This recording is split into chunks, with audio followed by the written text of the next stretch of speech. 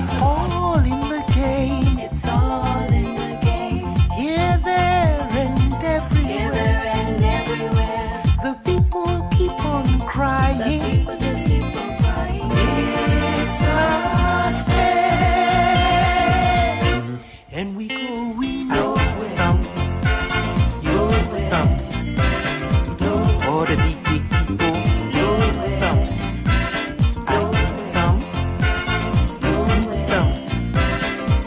All the roadside hustlers. Tiffy, Uncle Rico. The big sea divide us. Tiffy, Uncle Rico. The big sea. It's all in the game. It's all in the game. Here, there, and Here, everywhere. there, and everywhere. The people keep on The crying. people just keep on crying. It's not fair. And we going nowhere. All the big people.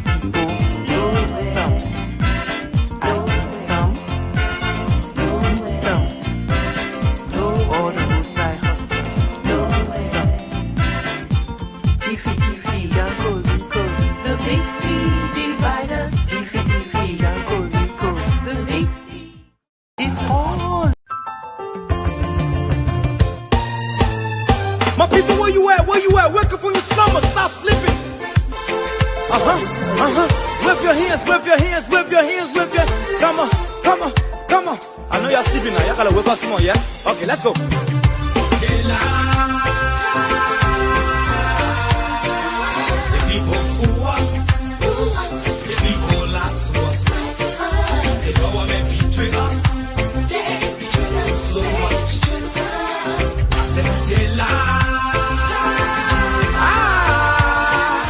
The people fool us, the people lie to us, the government betray us. They can lie, they can steal, they will not know. I said we tired with their lies, we tired with their promises that led us to a lot of damages. We tired with their speech they preach indeed, and now unique they deceive us. The thing we saw, it frustrates us.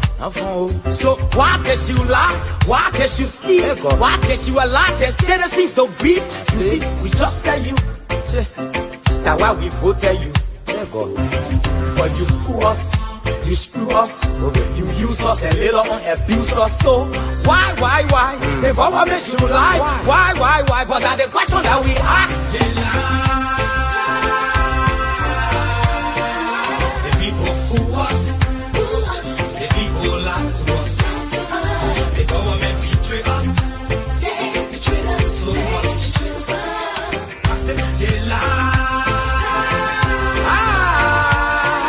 The people fool us, the people lie to us.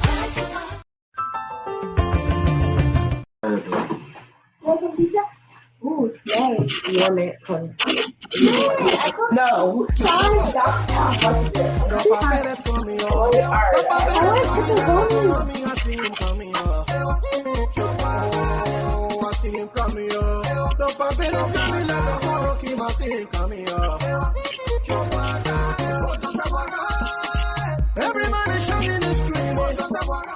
Hello, fellow Liberians. This is Joseph Yuma-Boakai.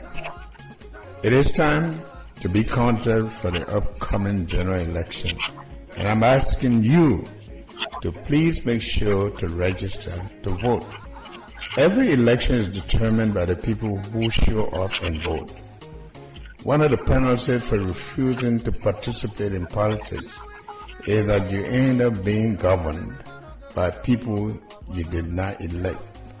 We must never forget the importance of making our vote count. We paid high price for this democracy as a people. Let us protect and defend it. Voting is the expression of our commitment to ourselves, our children, our welfare to this country, and our one world. Please listen out for the dates and the places and go and register to vote.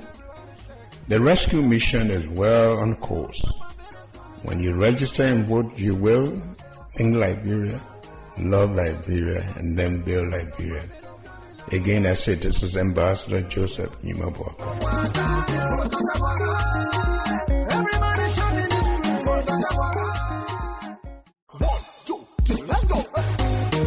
The papeles coming up.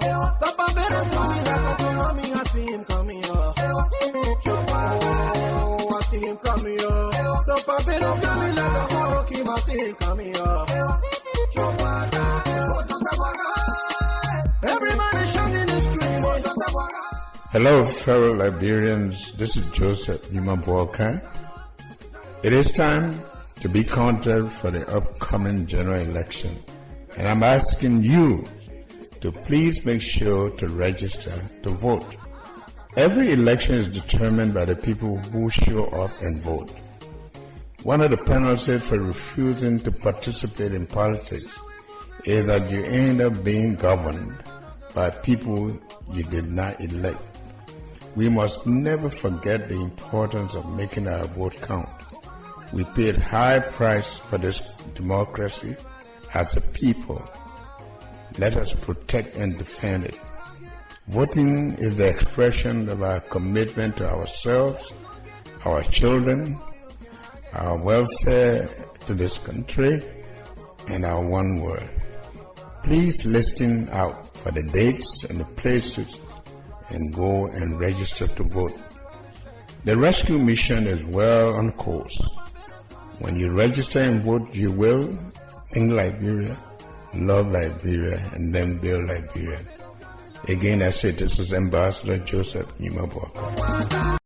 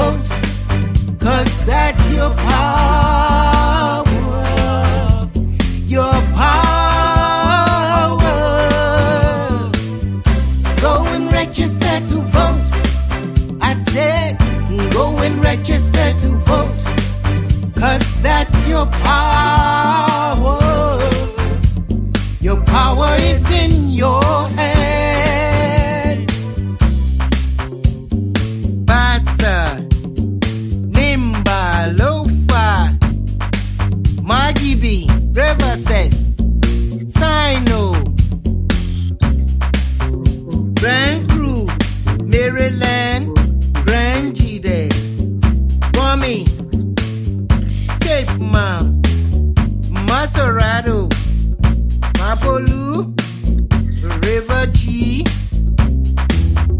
and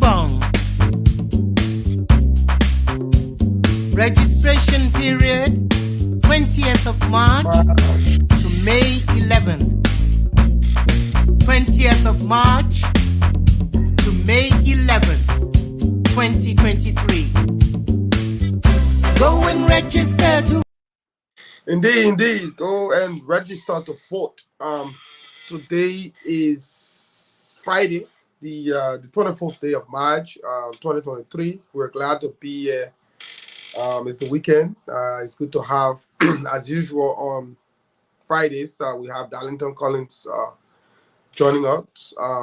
We have today also Michelle Dupont, as usual, Geraldine Matthew Pierre, and of course, Jerry Yima Yimpan joining us. Today is Friday, the 24th day of March. Lots of new development, new trending issues happening in the country. I am your host, Stephen Johnson, on the Class Reloaded, saying welcome. We'd like to say welcome to all of our listeners, our viewers on social media. As usual, please share the show. We come here every day.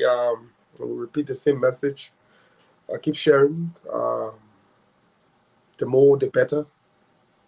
The more people we can reach, the better it is for our message. We come your way Mondays, Wednesdays, and Fridays on the Bourgeois Radio, FM 98.1 in Montserrat, Premium FM 98.1 in Bangabon County, Radio Dupa, as usual, FM 89.1 in Grand Bassa, a Voice of Lofa, FM 99.3, all the way there in Vanjuma, Lofa County, Radio Joy Africa, FM 97.5 in Magibi, and of course, Voice of Gompa, FM 106.5, all the way there in Gompa City, Nima County. If you share the show, just say present and I've shared, and we can recognize you for your contribution and your support. I see a lot of our regular folks in class today. I see Marie Tape, Prince Jacobs, Doris, Vivian Eastman, Doris Gongano. I see Felicia Davis, Isaac Pedo, Sam Zor, Daniel Harris, Rice Morris, Hens, Twa Salmon, Jordan Quina, A.B. Bapley, Musuya Pegatolo, she said I've shared, Mary McLean, Warlord Samuel Weir, Mark Colette, Samuel B. McGill, Paul Ngasa, let's see, Mark Colette, Clara, let's see, Clara Way Howard, Susan Boaka, Mark Colette, Vali Musau Kamara, Marie Tapet, Samuel Kamara, William Sando Dueta, Andrew Jejua, let's see, Yakeka Way, Daniel Haima, Mohammed Jempa, Paul Jebo, Peter Harmon, Lucia Tape, Wemon Tue, Colindius Achi, Benekoli, I see Willika, Benekoli, Benjamin Everett, Andrew Jejua, see lots of our people here, Sam, see Daniel Haima, Yakeka Way, Nan Queen, Alex Tajile, Susan Boaka, Titi Ure, Holly. Oh, Holly, how are you? It's good to see you here. Joining us, Moses King the second, Manja Colette, Chokon Jaji, my cousin. Chokon, how are you? Sana Focus Flomo, Joseph Allison, Honorable Ayuba Cunning, Kohu Gloria Voga Moba, David Lavella, Jared Dobley. It's been a while since you called. I don't know whether you've been busy, what's happening. It's good that you're here. Clarence Benson, Adama Sharif, David Lake, Nicholas, Mona Winder, Phoebe Warity. How are you, Phoebe? Geraldine, Sandra Burnell, see Marco Son, Rudolph Teach, Stephen Boyman, Louis Yasia, Charles Ganda, Shedrack Colley, Emmanuel, Ebenezer, Kelvin, Anthony, all of you wonderful folks. Power Sia, how are you, Power Francis, Chokon, Alfred, Rogers, Musa Kane, Steve Miller. Steve, how are you, my brother? Hickson Tama. How is that, Steve Miller? How is that the case where you discovered the arms in your community? Can you just give me some update there? Fala Taylor, Jerry Daniels, B. Kurman, George Yue, Victor, Joe, Chinny Miller, C. Vu Moluba, Dixon Yasia. Say, congratulations, brother Steve, and your devoted, hardworking team. Thank you, Dixon. We appreciate the kind words. Alfonso Koti, patriotic Liberian, Kamara, Abraham Davis, and all of you wonderful people out there. Moses Freeman, Patricia Verde, she said, president in class, Abraham Davis, and all of you wonderful people. Samuel, Sisse, Tracy Wright, and all of you wonderful people. It's good to have you join us. J. Benedict Kolo Sunday says he's following from Baniyas, UAE, Dubai. Isaac Tom Pedro says, please impacts me after the show. Okay, sir. Just send me an email, Stephen Johnson, on my page 2. Send me a text there. I will respond immediately after the show. And let me say, Cyrus Joe, Sheikh, Edward, Menita, Swakwili, and all of you wonderful people. So George Seal, you say, I'm here. Georgie, what's up, my brother? Onesco, Saming, Lawrence Cisco, and all of you wonderful people. Lopu Ziga, Lopu, how are you? Good to see you. Napoleon Nayu. So it's good that we can have all of our folks here kindly share the show. It's wonderful seeing you all. Vanna says she's watching from London. It's good to have you. And every Howard, Sony, Eric, and all of you people. It's good that we're here, guys. Let me say welcome to you all again. It's good to have you. Today is Friday, the 24th day of March. AD 2023 election year, of course. Lots of crazy things happening. We've been told based on latest information that Yeke Koluba again has come on a heavy attack by folks from the CDC. It's happening currently based on the information. It's crazy. These elections will end up in serious chaos. And the reason it will, and I say this, is because the police, the state security, they've taken side. They no longer see themselves as protecting the peace and the people of Liberia, but rather they've been seen as people who are defending the government. When the police director says, with our sweat and blood, we'll defend this country, the first question we asked him was, against who? Against who? Who do you defend the country with your sweat and blood against? As if to say there are some group of enemy forces attacking Liberia that you want to defend the country. Armless civilian, people who are exercising the political franchises, have been seen today as people police want to defend the country against. But these are sad times, and we'll reach out to the Honorable Yeke, see whether we can get him on here on Monday. And so that we can talk about this thing. This is crazy time for our country. And then also the president, we don't know the whereabouts, people have been saying the whereabouts the president. We know that the president came to the US. We don't know what happened. We don't have any real update. The government remains tight-lipped. But we see people drawing some reasonable conclusion about the CIA headquarters visit. As far as we know, the CIA is the spy headquarters of the world. It's not a place where they go discuss diplomatic issues. If it was an issue about diplomacy, establishing a base in Liberia, that conversation will happen at the level of the State Department, and Congress will have to approve such decision for the U.S. to open a base in Monrovia. So that conversation will not happen at the CIA headquarters. Now, CIA headquarters is a place where it's the spy capital of the U.S., Langley, as they say. And so if somebody wants to discuss about establishing a base in Liberia, that conversation will happen at State Department level, because it's more about two countries having that kind of conversation. The Lone Star of Liberia played today. Lone Star played South Africa in Johannesburg. It was a very interesting game. I had given up after we went 2-0 down. Let me apologize to Lone Star. Let me apologize to Lone Star. I had given up. I switched to Indian movie. As I said, I would rather watch Indian movie than to watch Lone Star. So I take that back. I apologize to the national team. I think they were very impressive in the second half. Came from behind and equalized 2-2 against a country and a team like South Africa.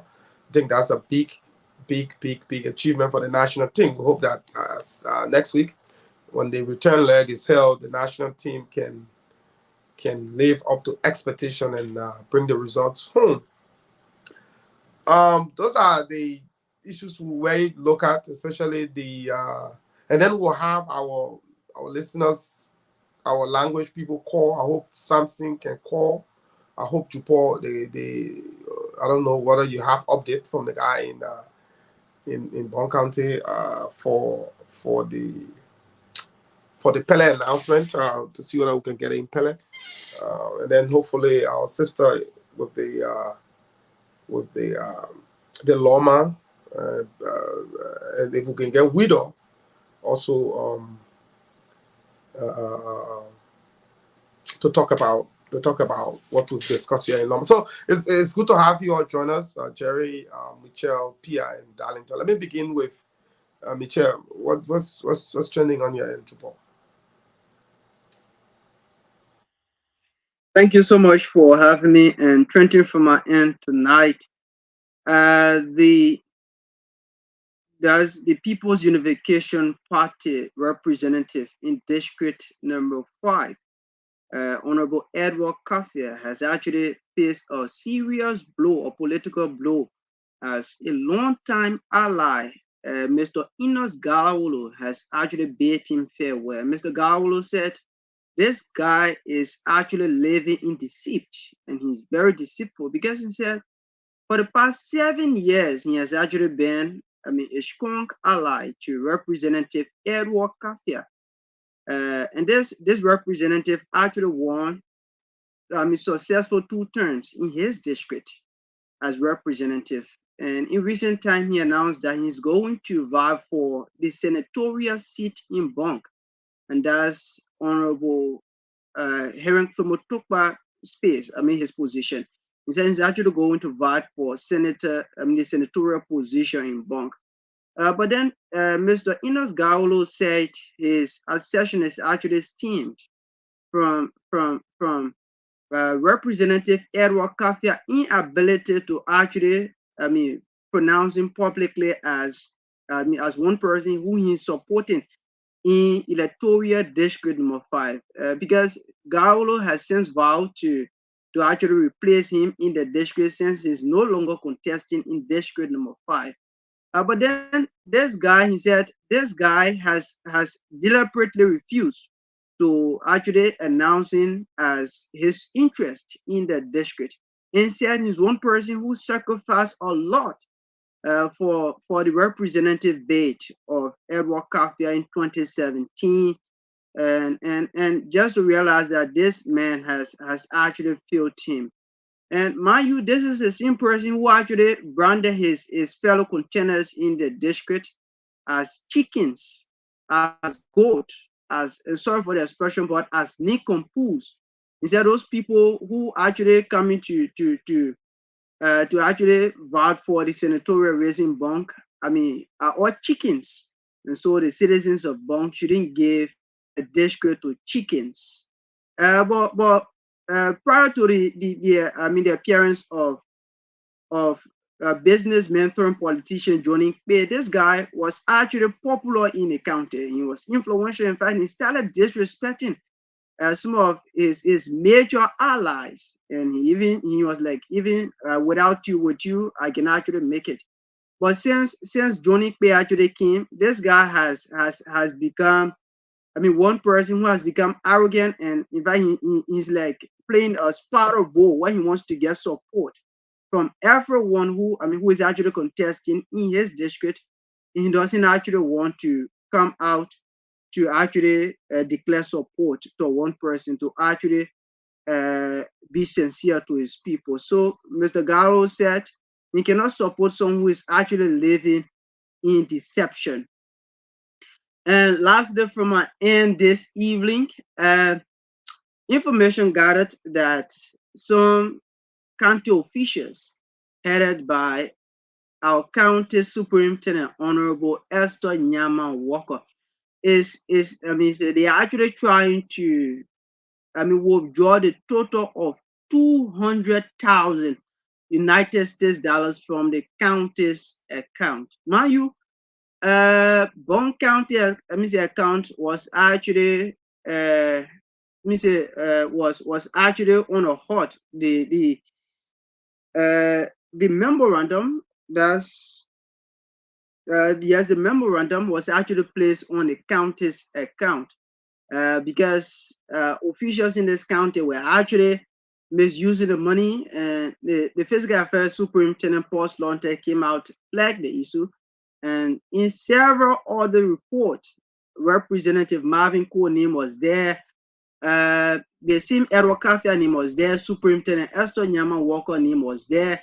And several other county officials' name were actually on that audit report. And with that, they actually placed memorandum on the county's account until the county council, that's the local county council, is actually set up so that they can actually discuss and negotiate on how the money are going to be disbursed to the various projects in the county.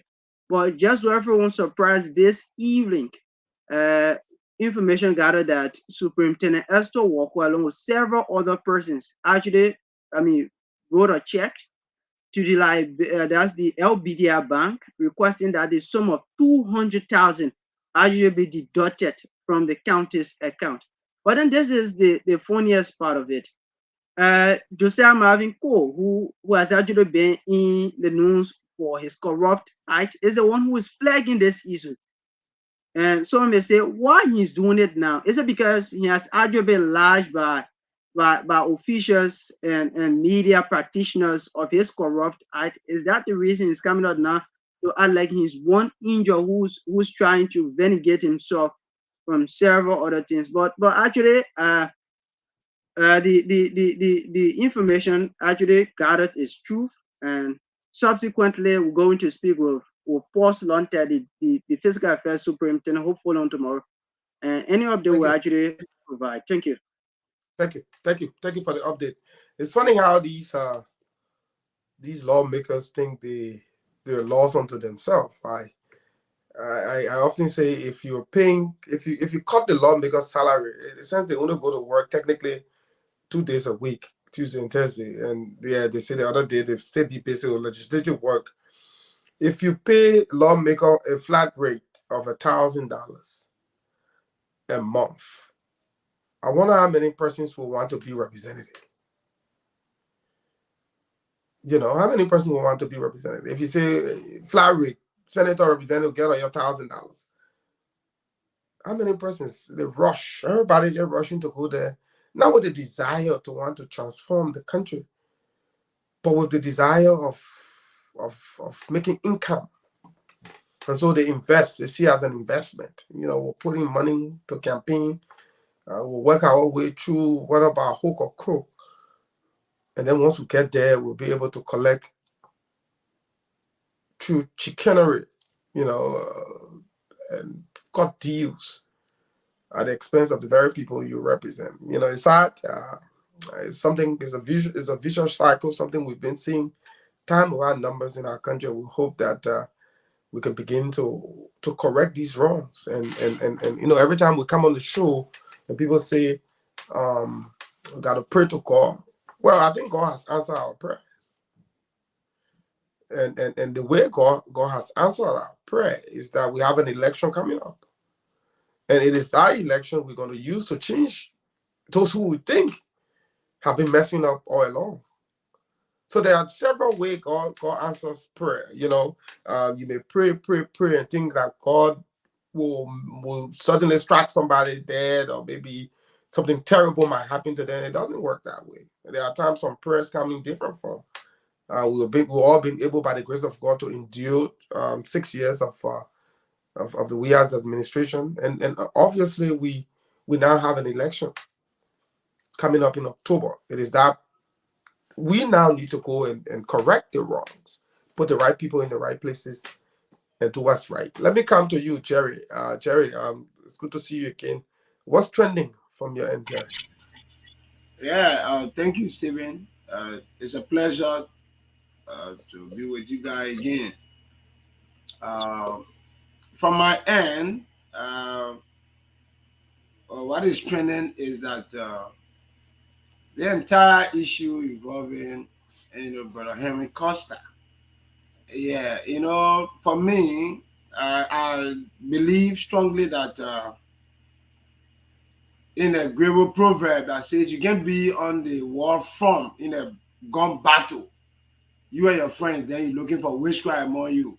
When you tell your friend that you witchcraft, maybe when you fall down, they will not pick you up because you already accused them as witchcraft. Yeah, so in political, engagements, I can try as much as possible to avoid.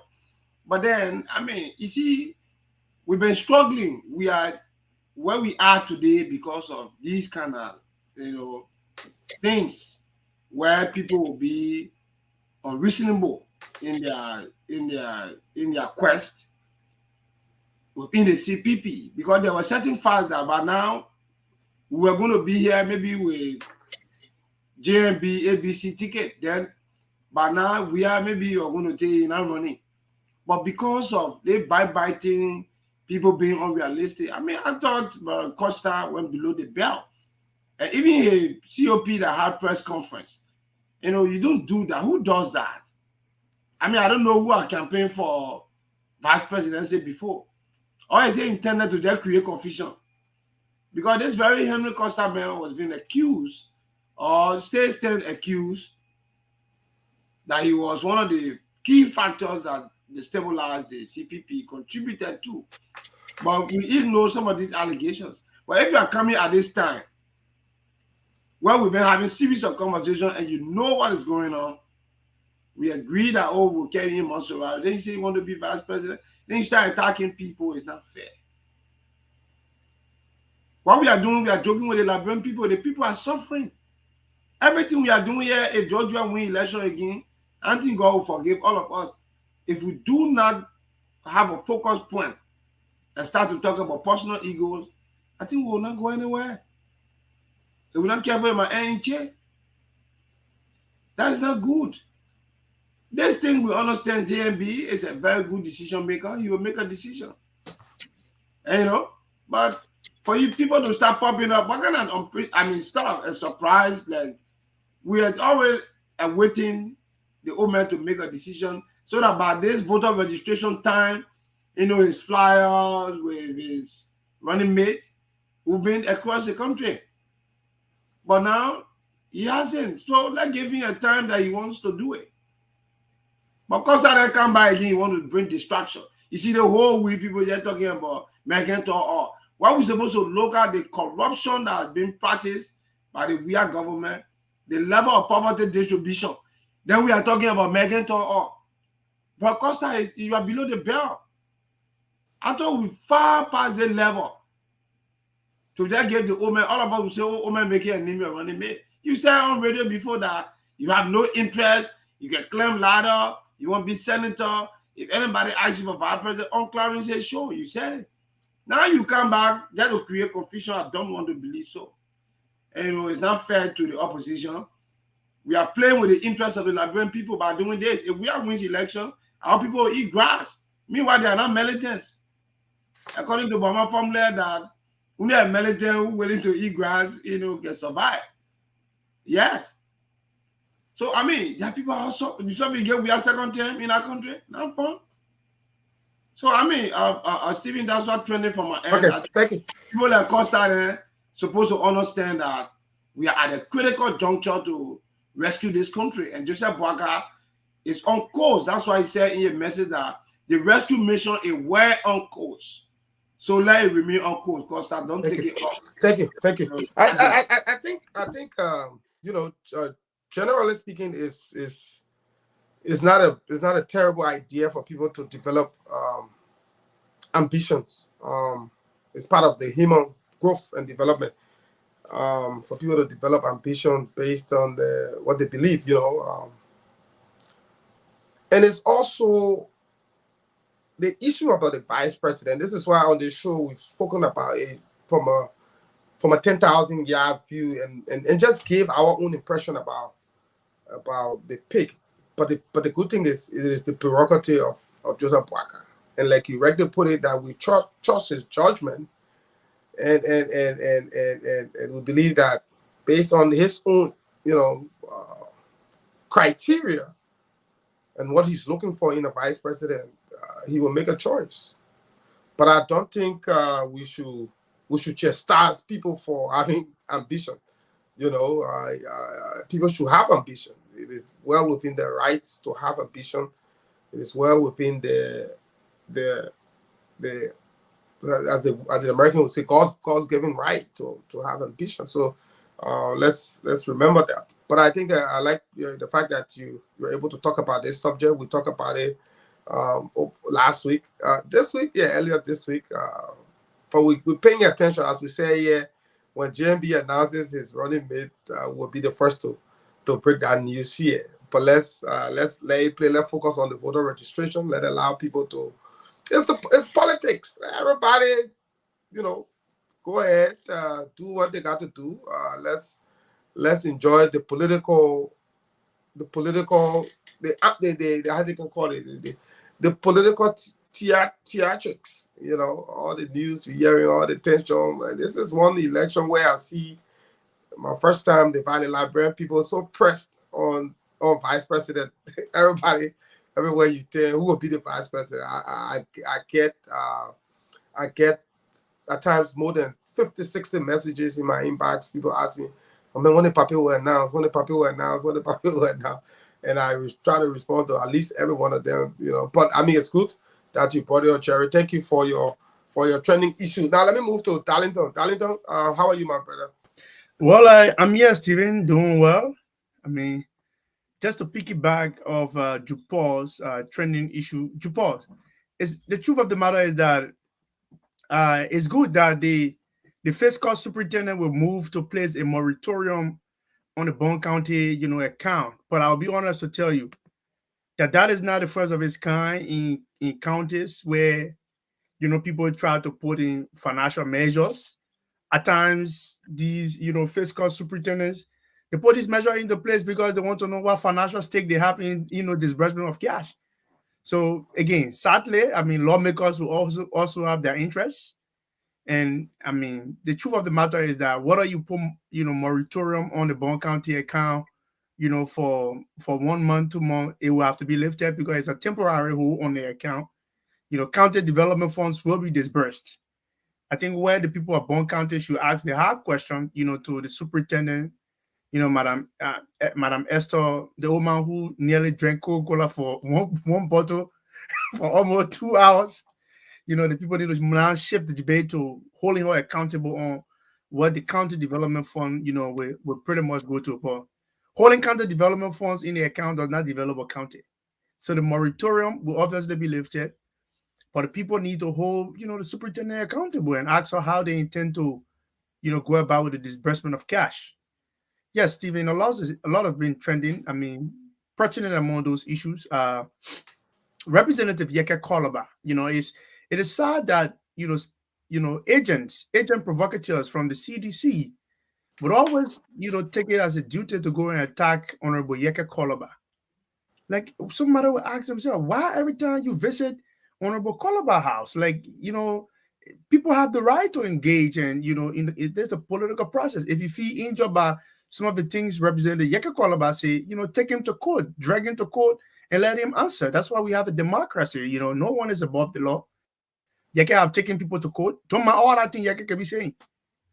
Even though his languages at times can be foul, but Yeke is one person who is a firm respecter of the law in contemporary politics. I'm not talking about his, his past. Yeke have always been the one who have always put that legislature on record, taking people to court. And he himself have been, placed on trial and he was acquitted. So if you have problem, I know these things, they are engineered by Madam Josephine Davis, and allegedly in district number 10. If you have problem with Mr. Yeka Kwalaba, use the court system. But you go under the cover of darkness, harassing this man, it's not good. And all of these things, they are recipe for chaos. You know, back in the day, Stephen, the old people would tell the lady, if you keep having unprotected sex, eventually you will get pregnant.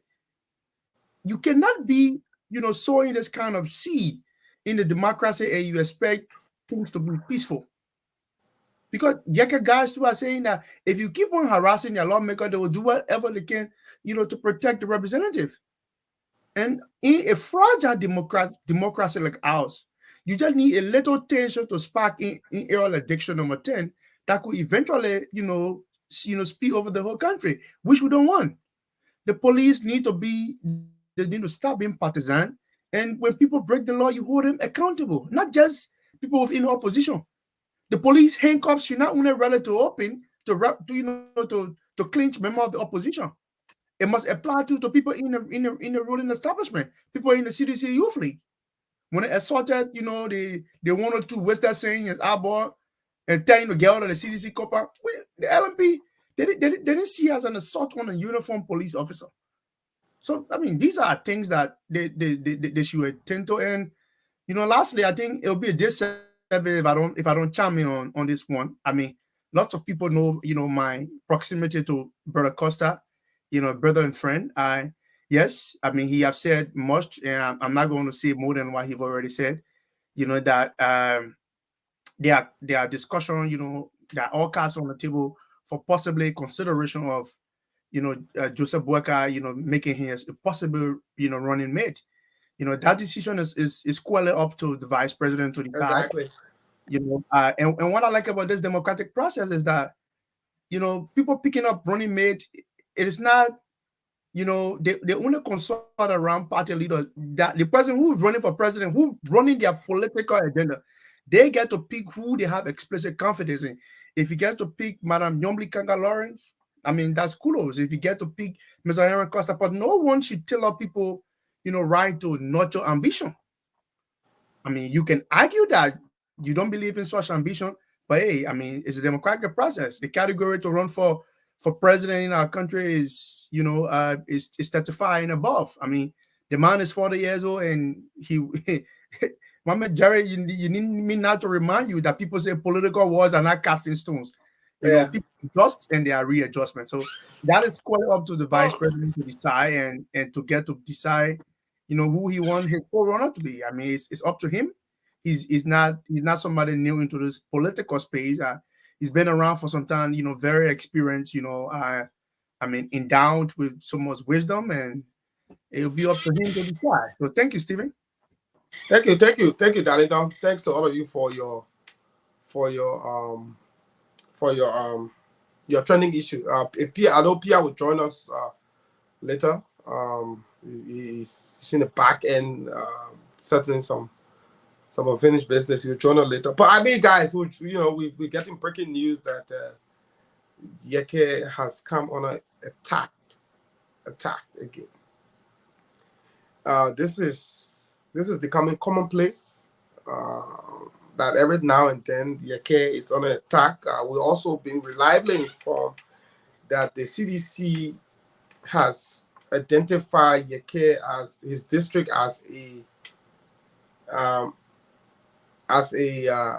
place of interest that they want to infuse as many of the parties in there to register so that they can offset it. They don't want to see Yeke back in the legislature. But yeah, the funny thing, you'll be focused on Yeke not coming back in the legislature when Joe Weah himself will be flopped.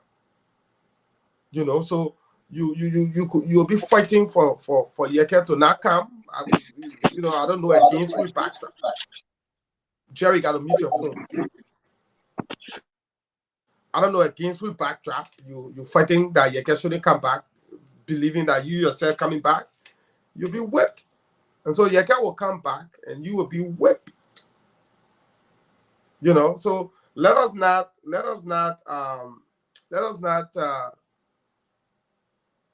allow, our democracy, our politics to degenerate into chaos. And then Yeke has always come on attacked by miscreant talks and bandits from the CDC. This is becoming annoying. And oftentimes these things happen, you don't hear no public criticism by government actors. The police don't effectuate any arrest. Nobody is held accountable. And we'll go back again to the next day hoping that another person will come on an attack. These elections will be, if the government is not careful, will be very, very, very chaotic. Because what I see happening is that people will start to protect not only their votes, but they will protect their own people. Because there's this general belief, and rightly so, that the police is not in the interest of the general population. The police has reduced itself to a partisan police, and that they are working. And one of the things that I like to remind the police, especially the police officers, and in the course of the coming week, we'll try to bring some professional police officers here, former police officers, people who had connection with state security, to explain to police officers about their responsibility as police officer and in carrying out orders. And that how they too can be held liable. And if you read the human rights report by the Department of State, it clearly listed some police officers. They're not in any major hierarchy, but they are leaders of the police. It mentioned them, and so people are watching you, police officers. People are watching you. You go to university campuses, you take stone, you stoning kids. You arbitrarily shoot tear gas at harmless people.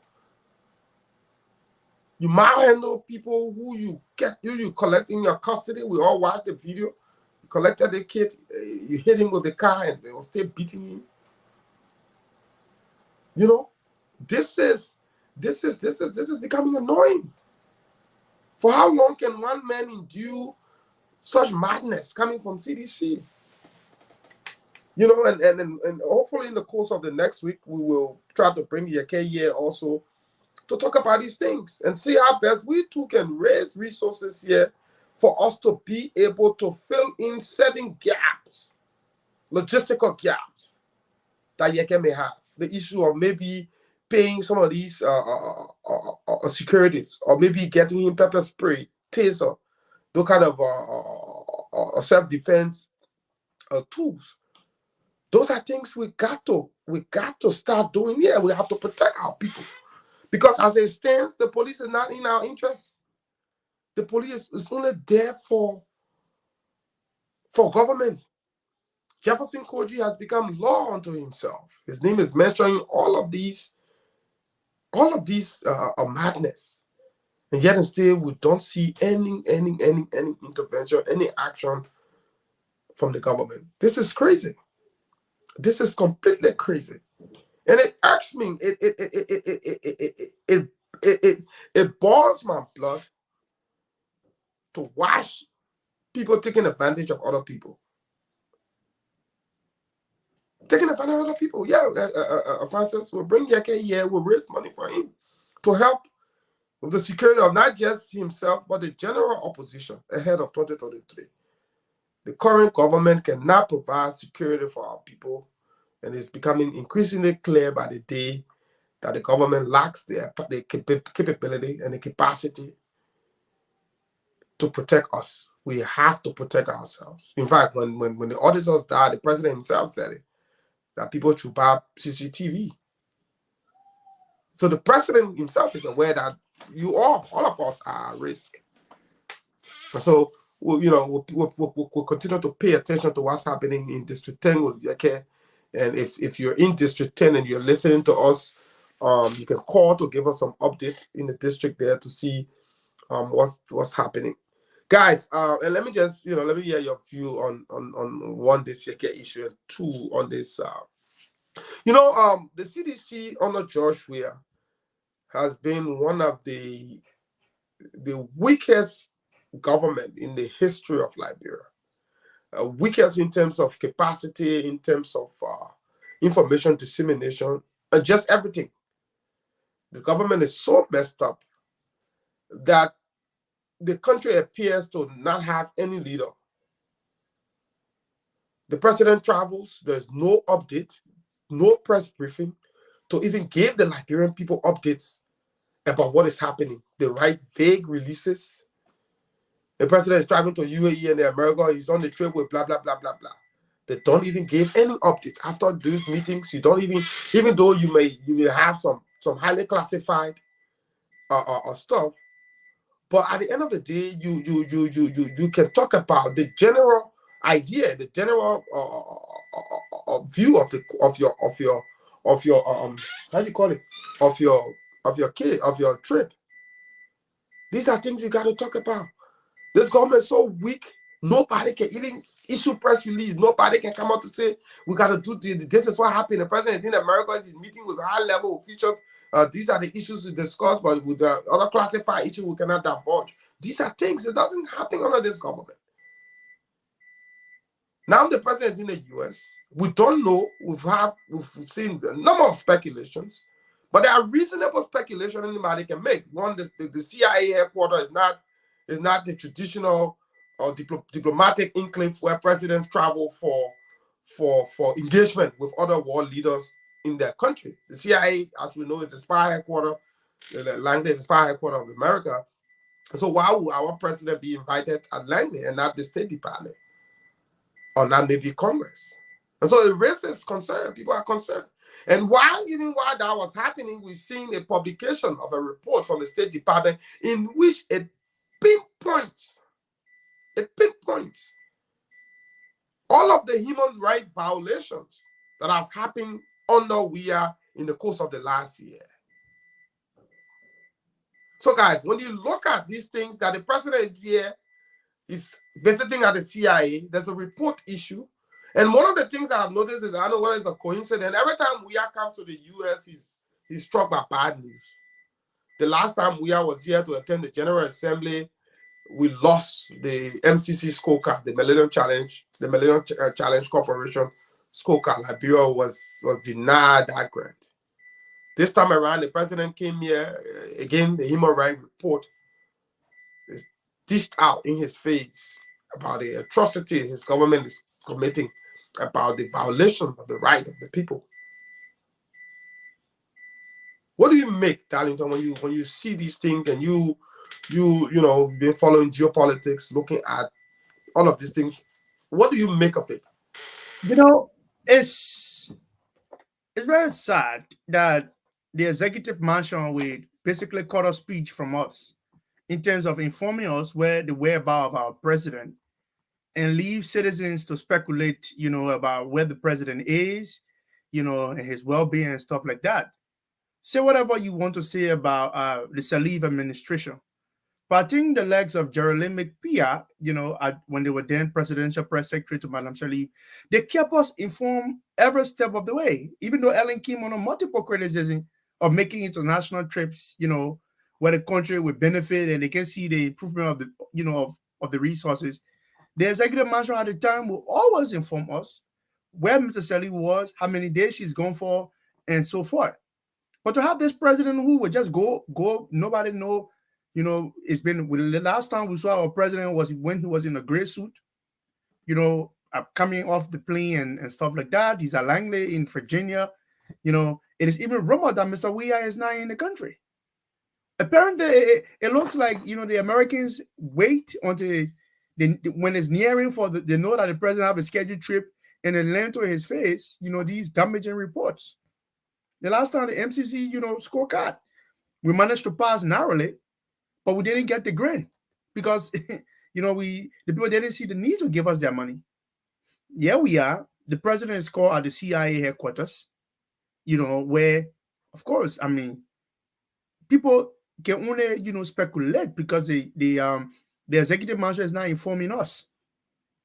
It is good for us to know. We're not saying give us detailed discussion about what the president discussed with at Langley and so forth, but tell us pertinent among those. What Liberia stand to benefit, where the Americans' concerns are, what they are looking into and stuff like that. But that the CIA will not just invite the president to the CIA headquarters just to throw, it's not a dinner party or a feast. If the Americans want to invite our president, They'll normally do it at maybe at the State Department, somewhere there, you know, they might invite him to the warehouse, but to invite him to America, you know, external security hub for intelligence. Of course, that means, you know, one can infer that there are concerns about the Weah administration about national security interests. You know, the Americans are very much concerned to know what is happening, and I think they should be concerned.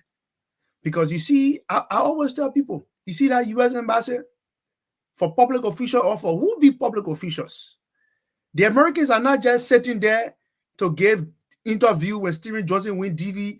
They say Stephen Johnson can let interview. No, that embassy is there strategically to monitor human rights issues, to monitor national security issues, and right before the eyes of the Americans, they even have to provide multiple intelligence to the Liberian authorities when our country is being used for drug trafficking and arms smuggling. That should be concerning in the sub-region. The other day, about over $1 million worth of, you know,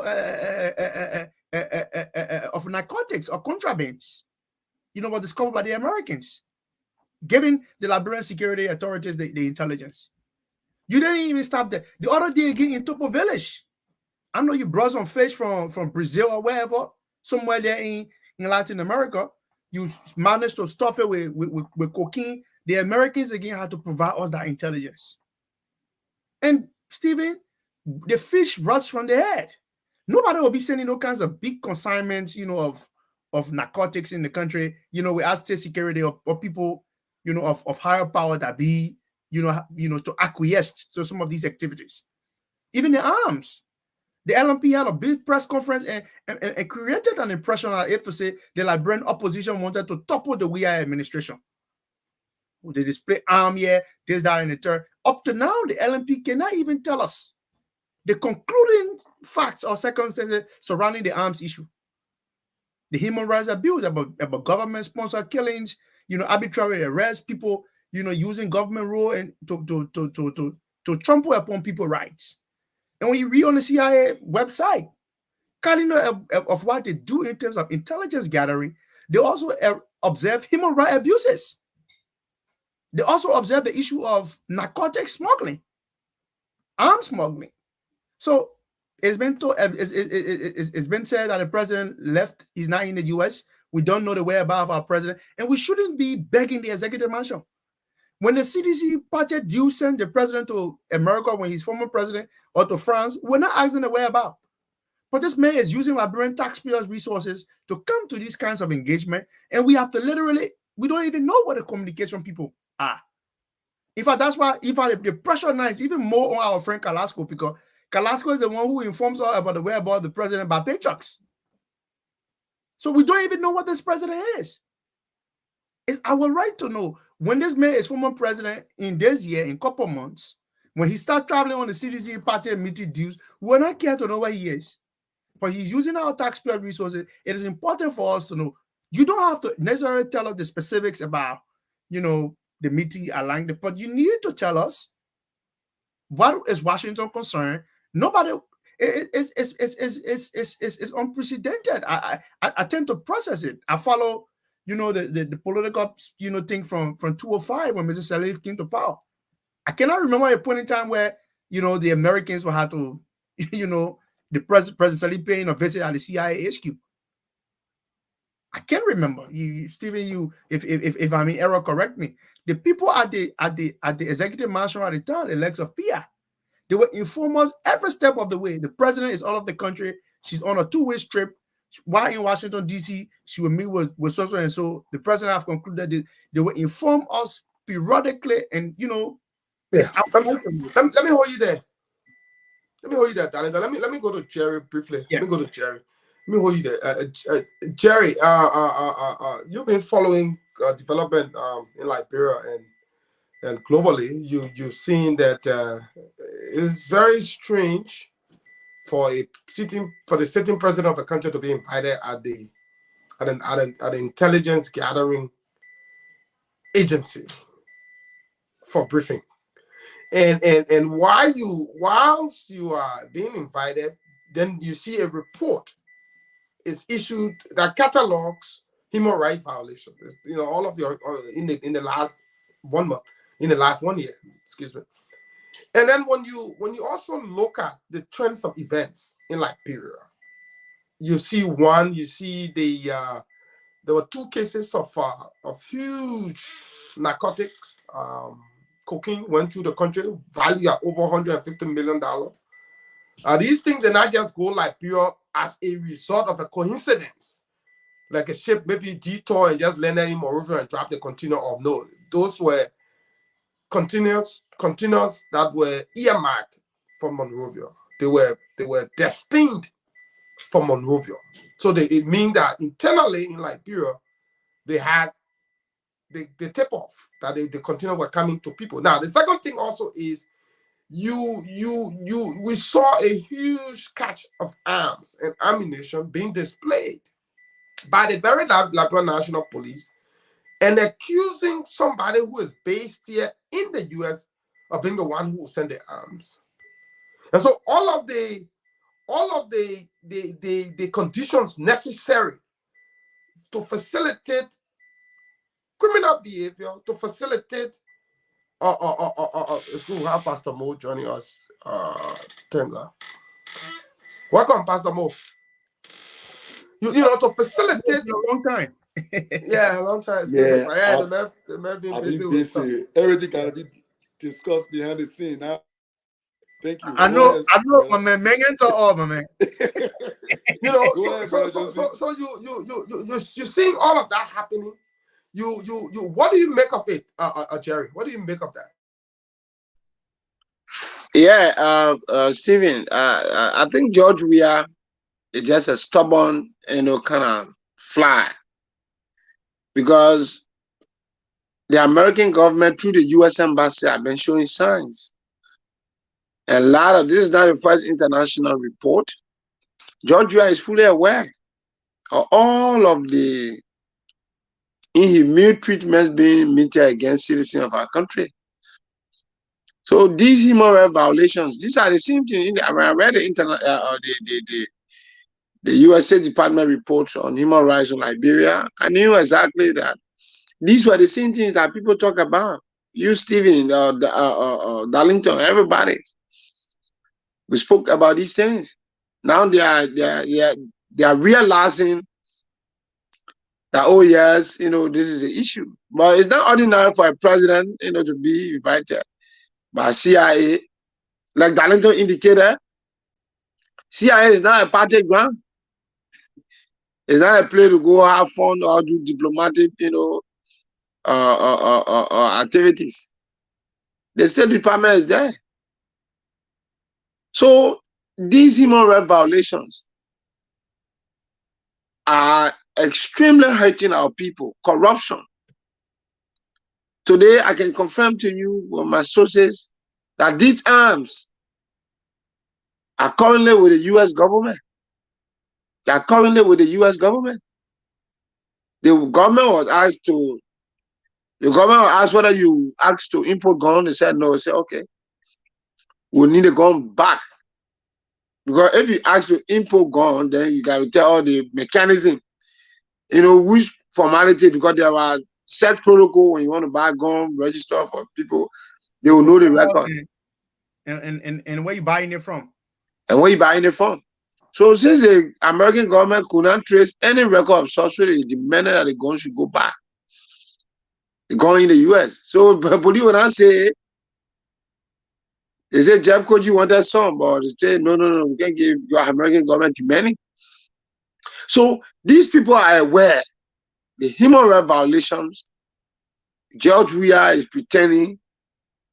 When the U.S. sanctioned, how do you call him, the three, criminals, McGill, Traore, and Cephas. And, he sang a song and said, oh, the sanction was political and all of that. So all the killings, have been well documented. When other people speak, they say, oh, la la. These are some of the same things that Councillor Jerry Verdier was saying. People say, oh, la la, this one. These things are documented in the human rights report. The government cannot come out since the report came out to explain to us They cannot defend it. So George Weah has just, dug a pit. I mean, his own page, you fall in it because these human rights violations are well documented. And some of these crimes, smuggling drugs, money laundering, doing all kinds of stuff, hiring people to be printing money, bringing it in the country. All these things, when people talk about them, then you crack down on them. You go after whatever. So it's the worst mistake that Liberians ever made. George Weah is the terrible thing that ever happened to Liberia. Thank you. George Weah is a terrible thing that happened to Liberia because you can get a president who claims to come from the grassroots. You see people dying every day. All these things. Why would make us to believe that you did not sanction all of these things? We cannot do this.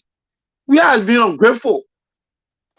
You did not do anything. The people gave you power. You come and abuse it, enrich yourself, and then you want to crack down on the citizens. Getting involved, putting blood everywhere. When day break, you're not too sure whether the next day you wake up.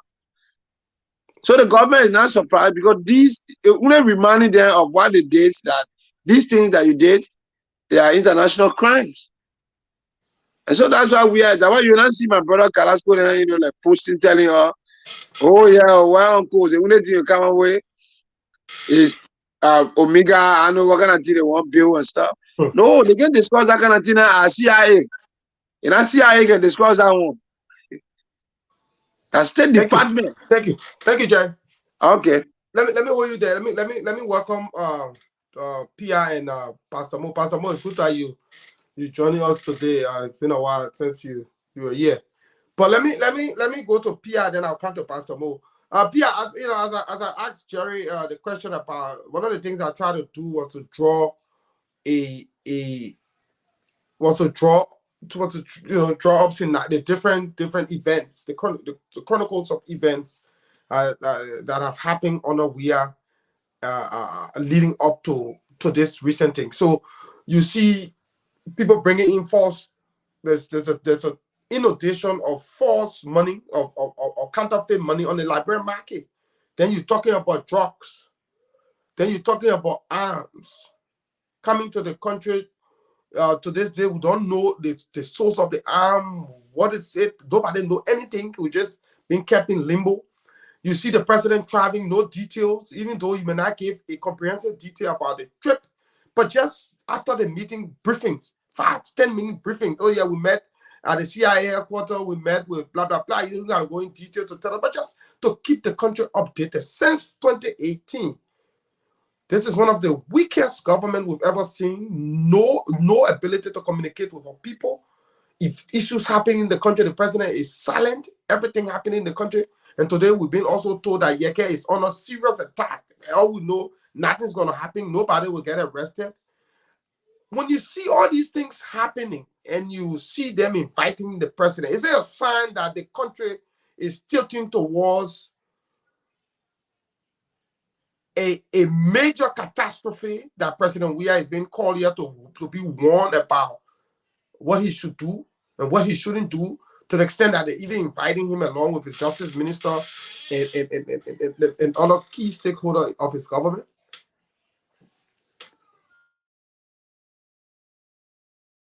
Were you referring to Pastor Mo or? It's you, Pia. Well, firstly, let me say sorry for being in the background this long.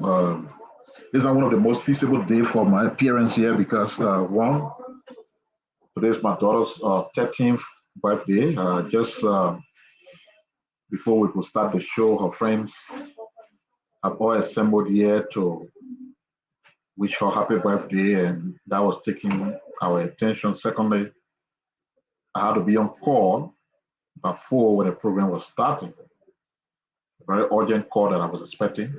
It took some time, and then after that, I had to join for the birthday thing. That's why it's almost 1 hour, 9 minutes. And I'm just coming on, so I thought it was good to let your audience to know that we just didn't place our our page dark because we wanted to, but we're in the background doing what I just narrated. So I want to start by saying to her, and she's more like my namesake, but because she's a lady, she's Geraldine instead of Geraldine. So she's Geraldine Dimapia. Today she turns 13, now a teenager. So I'm happy that God has brought her this far. The story of We Are and the Coalition for Democratic Change government is unending. And it forms a part of Liberia's ugly and nasty history. What worries me and what concerns me is that when there are nasty periods in your history, the anticipation is that people will learn something from that nastiness and do a readjustment to guard against future occurrences. Whether our people have reached that level and whether they are thinking that way, I can't say. And I'm not sure at all. Because in other places, what these guys have done consistently in the last 5 years, they will be running away from their own shadows in other jurisdictions. Our country is just different. In fact, what we do is that we form worship choruses to worship the bad people, to clap for them, to bootleg them. Because with everything you're just explaining, how is it possible that somebody like Nathaniel McGay is in contention to be in our Senate? How? All the SSS he had, why in government we saw it? And unlike President Oyahu pretended that nothing was happening, our friends Osaye saw it and they took action. And we all know what the actions are. But the guys are still flying around, not that they are in defiance because everything they're doing is supported by WIA. McGay still gets money from the government, still has state and sound security. You know, he's been accused of interfering all over when other people are being accused of having meetings, this, that. His name is there. He's okay. He goes into Margibi County and you see our people who are supposed to know better, they run it behind a vehicle. And sometimes people say, oh, they don't blame the poor hungry. No, that don't blame the poor, the people this is what has caused all the problems. And so I think I reached a boiling point. I don't want to draw conclusion as though I have the facts and the authority as to why we was called to Langley. I wouldn't know. But at least as somebody who schooled here and somebody who did courses while in school here related to the governmental structure of this country, I know it's not ordinary that leaders of countries are just called. You know, when leaders of countries come here, the president of the United States is your counterpart. Yeah, there's an argument that leaders are not all leaders are not equally equal. Of course, Chatterton disagrees. Chatterton is a president or a president, and I agree with him. There may be sizes, but it doesn't change the name that you are a president. So coming here, his counterpart is President Bobby. The head of the CIA, just an individual named to government, like he, President, we appoint people to government. So if the President Biden leaving from the US, going to Liberia, purposely to meet with the NSA, you still got to be wondering what sense does it make. So there may be some smoke screen that we don't know. But what we all do know is that on your ring there's been problems. Problems, a lot of problems. First time in the country history you have 100 million USD worth of drugs surface in the country. First time in the history you see a huge consignment of arms coming. The government trying to play politics where initially trying to accuse opposition. and some elements, and all of a sudden everything gone quiet. No one knows what the arms are. First time in the country, you have all these Lebanese guys who are linked to Hezbollah and other groups are the best friends of the government. And some of them who run businesses and other things, they get all the contracts. You know, they had this slogan when they came to power. When they do one little positive thing, they say that the first time, since 1847. Along the way, that slogan disappeared. I don't know why it disappeared. I don't know why they stopped using it. So we now seeing that since 1847, so many things are happening that we never saw before, Stephen. That's what the country is. And that's why on the show the other day I told you that the fact that we took our attention away from all these things, took our attention away even from voter registration, that must have all of our attention because everything we do, you're running around saying, you want to do it, you want to do it. If your people ain't registered to vote, what are you going to do? Zero. Do you have any stake in the elections to be here when you're putting registered to vote? No. And what were we talking about instead of paying attention to that kind of important thing? TNB running mate. About running mate. We're talking about running mate. And some of our allies fell into that ugly thing and distracted every effort that we're supposed to be making towards tangible things. It is not a vast running mate. I mean, it's not a running mate, it's not a tangible thing. But it is something that is within the authority and purview of a person. So how come that became a ground for distraction, for noise, and no attention to the things that matter? It just says to me in my mind that many of us, maybe me included, maybe I don't know, we've not understood the gravity of what our country is going through. Because if we understood it, if it means putting our lives on the altar of sacrifice to make sure that the historical accident that exists in our country is reversed, that will be our priority. You don't feel ashamed that your president will come here, go to CIA headquarters, honor all kinds of secrecy? Not yet to meet Biden, not yet to meet Harris, at least. Not yet to meet Blinken, even though those are not his counterparts, they are not his equals. But to go sit down to CIA headquarters, everything grounded in secrecy, it should say something to you about your country. And then we have people still who are not even concerned about all these things. And they just own all kinds of things that do not matter. So yes, to answer your question, the trend we've seen is bad. Many of them, we never seen them before since 1847. During your Save the State rally, you said we never see Ellington. But Ellington was just 12 years ago, but we never seen them since 1847. And as Liberians, we gotta be concerned. We who are the conscious ones, we gotta move and wake our people up.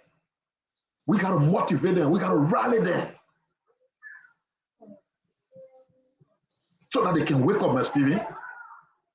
If a State Department report will come out in the very first paragraph in the executive summary, section 1, it says the government and its agents are involved in politically motivated killings. Huge indictment. The country has sunk. So they don't use to say the economy is in the toilet to be in the septic. No, but it's not just the economy. It's not just a small portion of the country. The entire country is in the septic. If it's not rescued, it's going to be flushed forever. My initial thoughts. Thank you. Thank you, Pierre. Thank you, Pierre. And let us welcome Senator Abraham Dawes Dillon. Senator, welcome. It's good to see you join us.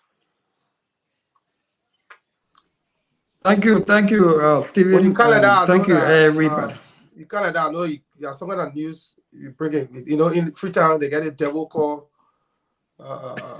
They get council one time every year. You know that devil, right, Pastor? In the song, it comes out one time for a year. Padulo, call it Padulo. Good evening, Stephen. Good evening, Stevie, and good evening, Pia, Pastor Moore, Jerry Nippon there in South Korea, Darlington in the upper room there in somewhere in Pennsylvania, Philadelphia, I guess. Jupo, how you doing there in Bond County? Good evening to everybody listening to us in Liberia via the Vera radio stations, and good day wherever you are on the social media. It is always a good thing to be around, and I'm grateful to God for life. I'm here, Stephen. Let's proceed. I'm here. So, yeah, but you've been following the conversation, I guess, and let me go to. Because I want you to close up on the one. Let me go to Pastor. Steve, I beg you, without trying to overshadow this, you raised a couple of issues. I just left one stuff out. I thought I could say something about it. So, okay, sir. I heard that this is the third day in a row now that Yeke is on fire, and except we can get further confirmation, I'm hearing that today's attack on Yeke is being facilitated by the usual culprit in Jefferson Koji. Now, we need to pay attention.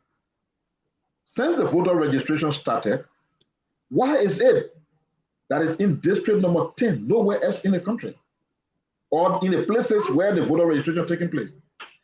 Why is it in Yeka district, the only place you have 3 back-to-back days of attacks? It is getting me concerned because we had 2 back-to-back days of attack on Justice Scott. The terror attack led to the death of her daughter and another person being critically wounded. What are the authorities waiting for? They want to hear that Yeke has been assassinated? Or if not himself, that people are being killed in Yeke district? Don't we have a government? Senator, is it possible for you to call him? How is it that other people are instigating a complete state of lawlessness and the government is tolerating it? And all against the one man who they have harassed him at the airport, harass his little baby, took away the baby formula, harass his wife, forced to take his wife out of the country, and they continue to harass the one man, and it appears normal to everybody. Our international friends who can be critical about everything, where are they? 2 days in a row. I think ECOWAS saying that this man is being attacked. The ambassador of the greatest country on earth who made those critical comments, coming down hard on people, he says, from the diaspora who are doing XYZ. Is he not seeing what is happening? This is a third time. Where are the EU? Where are the other people? They want to see death, then they come with condemnation. Let me just say this to close on that issue. Roosevelt Johnson was sitting on Camp Johnson Road. Probably people just saw a handful of bodyguards around him. They miscalculated and decided to go for him. The history of that is what we call April 6. Just that attempt to go for that one man with a few bodyguards around him led to what was like a full-scale war called April 6.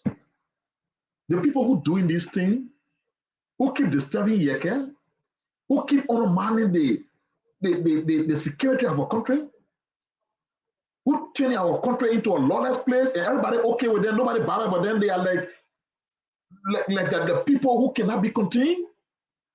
Don't allow a replica of April 6 to unfold based on these constant attacks on Yeke.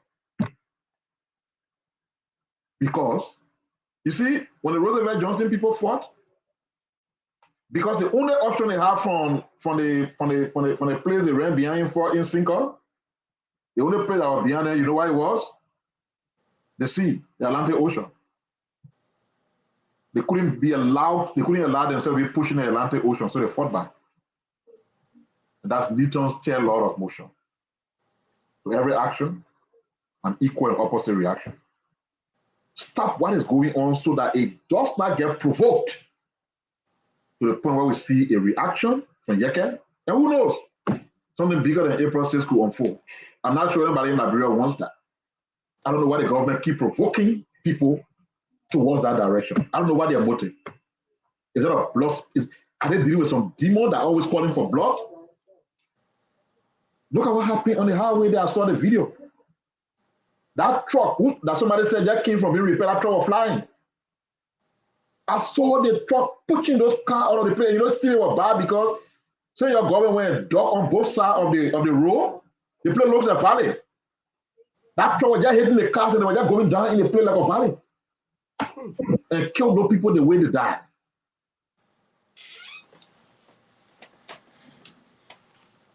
What is happening there? Why all these harassment on Yeke? They want to spark conflict, they want to spark war or something? You grabbing people, putting them in truck. You government, you should be setting an example. You grabbing people, putting them in truck because Yeke people are resisting. These outsiders you bring in to register. You think you must do it at all costs because Yeke is your number one target to not be re-elected.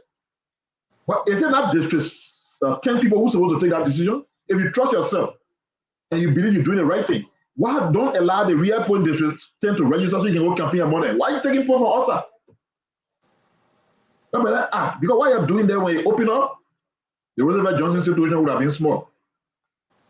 Thank you, Pierre. Pastor Mo, it's good to have you join us. You crept. I didn't think you would come. Just for picking chairs to say the link. It's good you join. Yeah. You know, I've been saying it in a couple of days, but you know, today I said, let me just try again. Hopefully you'll come on because Friday I thought.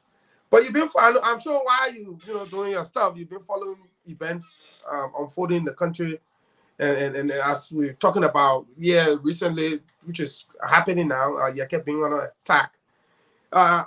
You've been a former police officer yourself, and you see these things happening. You see the police playing a role, and that role, we should be one of restoring your law and order, void of any influence, from any party. But now you see the police itself being a party to some of these violence. We saw the University of Liberia, the police were throwing stone.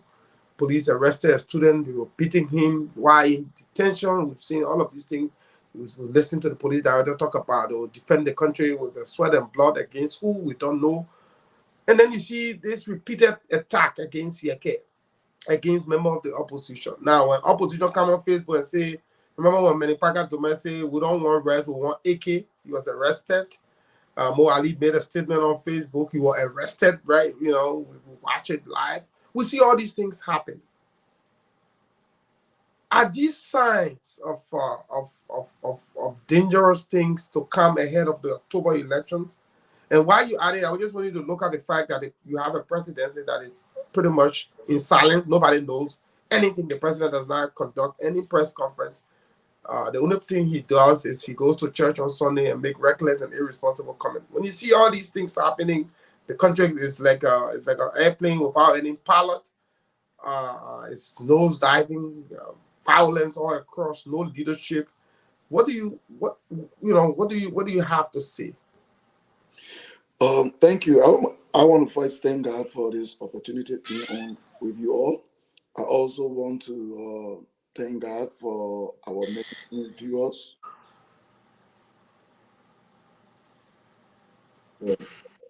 Jerry Nipan need to come on. I mean, you can't keep blank on the screen permanently on the show. It doesn't look good. No, we can see Pastor Bo. I know where you gonna die. I don't know what happened. Your current gone? No, well, let me come back. Oh my God. Hold on. Yeah, long one, come out, man. Yeah, please. Oh my God. Jerry Nipan, you gotta come on. We've been joined also by Patrick Hunter. Patrick, are you there? Patrick. Well, I think Patrick Hunter, are you there? I think he's getting adjusted. All right. Signal us, Patrick, once you're there, because we see you on the screen, but we don't hear you. So guys, let me come back. Chupo, I know you've been following events in Monrovia, even though you were out there in Bon County, but I know you follow events. Your registration carry most of these things. What do you make of all that is happening? You know, all the violence, attack, and in fact, even in your own Bon County, you see that manifest. Your representative, what's his name, Melvin Cole, attacking innocent, people. You see all these nonsense happening. What do you make? Your view on it? Whether these are signs that the country is in serious mess, going, into danger as we go towards the elections. What do you say? Just let me bring Pastor Mo back on. Hello, can you all hear me now? Yes, you could now. Thank you. So yeah, Remy, just go quick, then Chupo will come. Yeah. So somebody before Reverend continue, somebody say you can just confirm on the sisterly network that he's under attack tonight. I was hoping the senator will call him. So maybe Senator trying to talk to him in the background. I'm sure. They stay on the phone. Yeah. Okay. Senator, you got update? Yeah. Okay, yeah, Pastor Mo, let you hear the update. Yeah, I beg you, please. Okay, I just spoke to Yeke, Representative Koloba. He confirmed to me that there were disturbances in his district today and it's connected to voter registration. People were wounded, injured, but he's okay. He himself is okay. The situation is calm, but there is no guarantee that this is not going to continue. I also spoke to authorities of the security, and I tried to make a call to one or two of our diplomatic mission here to bring this to their attention. The security authorities I spoke to, the Minister of Justice is not in the country. I don't depend on the police. I've said it repeatedly. The security authorities, other than the police that I spoke to as senator, informed me that this was brought to their attention late this evening, and they are going to take charge of that, and they will call me in the morning, but meanwhile, they will monitor the situation throughout the night. As a senator, I will be responsible in my thoughts and in my comments, but what's happening in district number 10 is nonsense, is totally uncalled for. We should all not just condemn it. I spoke to Yeke. I told him that I will pay a visit with him tomorrow in his district as senator of this county, and to let him know that he's not alone. He has our support. He has our moral support, our political support as well, so as to keep him motivated. Everything Yeke is going through today, through us since he became senator, lawmaker under this regime, has been because he's standing up for you, the people and the country. And it is time for us to stand up for Yeke and with Yeke as well. And so I will start there with the briefing. I spoke to credible security people when I was in the back for a few minutes ago. And nobody can say at this point it was not brought to the attention, because I'm informed that the information is in the joint security, with the joint security knowledge already. When they say joint security, they talk about all the security institutions responsible for security in the country. And so Yeke is in good spirit. And so, but let's keep him on our watch. Let's keep him in our prayers, and not just prayers. Let's continue to do what we can do to motivate and protect Yeke as he has been fighting to protect the country and our people. Thank you, Senator, for the update. Thank you, and you make a very valid point about how we can protect ourselves and support Yeke, you know. And so we announced here last week, this week actually, Wednesday when Yeke was on, we got some folks who want to make donations of items like pepper spray, taser, batons, you know, flashlight, those kind of things that you can use for, you know, for your own personal safety. So those are things. Hopefully next week we can get Yeke on to talk about these things. I don't know whether Patrick Hunter is there. If you're there, just unmute and we'd like to say welcome. Patrick, if you're there, just unmute and so we can say welcome. Are you there, Patrick Hunter? Thank you, Stephen. Let me say good evening to all of you. It's a great pleasure being here. I know it's dark on the side, so you all will not see me. But can you hear me? Yes, we can hear you very loud and clear. You're not dark. You're not in no dark. It's scared. Great. Padre, you heard me? Yeah, no problem. I'm scared. But I wanted to make a particular comment, specific comment on what Senator Dillon had said, and I wanted to thank Senator Dillon for his intervention so far. I think we need to do more than what Senator Dillon has taken the first step to do. We have to take this very, very seriously. This is the fourth time since the voter registration process started that talks believed to be Muyam Okote Kingdom guys have been storming District 10 in an attempt to intimidate people. I just got a call from someone in that district who said to me, a lady there who had gone to sell in the evening, you know, to the pen riders. She usually sell kobo in the evening, the hot meal, you know, rice and spaghettis and all of that. All of that got wasted tonight, all of that. So because of their attitude, peaceful people are being victimized because of this. And I think we need to put a stop to this. We need to call on the international community to call the intervention of the international community, call the attention of the international community.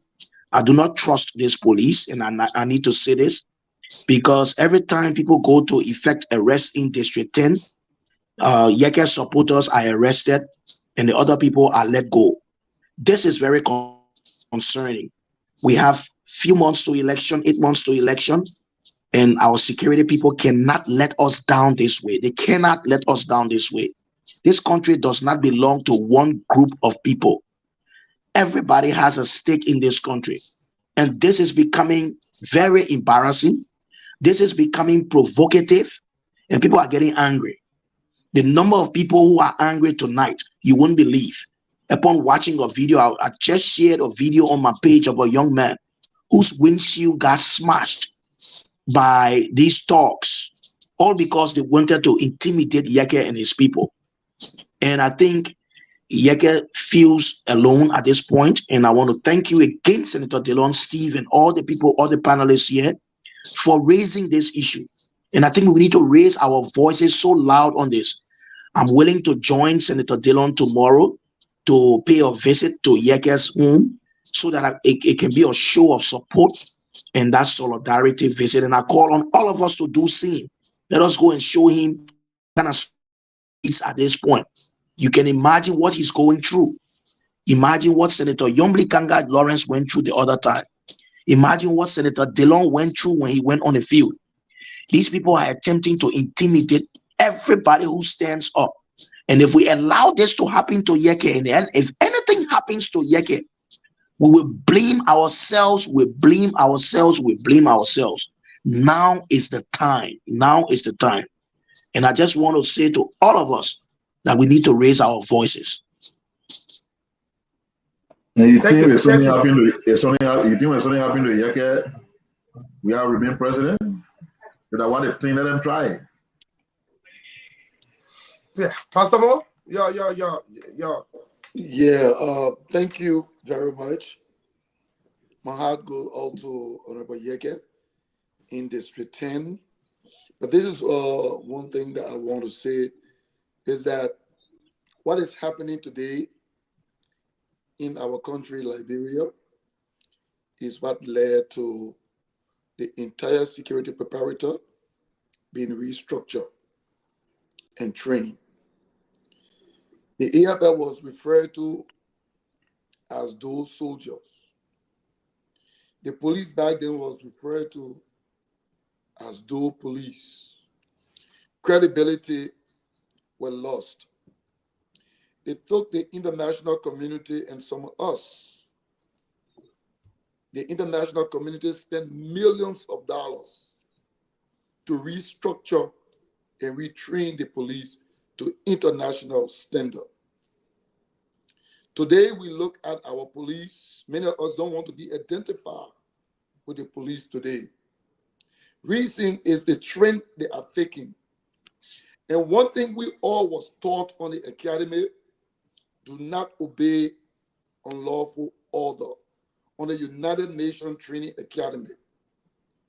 I'm sorry to say this, but I think the opposition who want to take the lead and say, all of you come together, you need to put a document together with the human rights abuses, telling the international community you don't trust the police to handle the elections.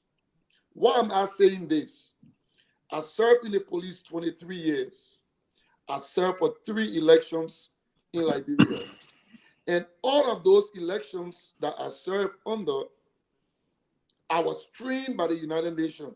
We were trained by the international community.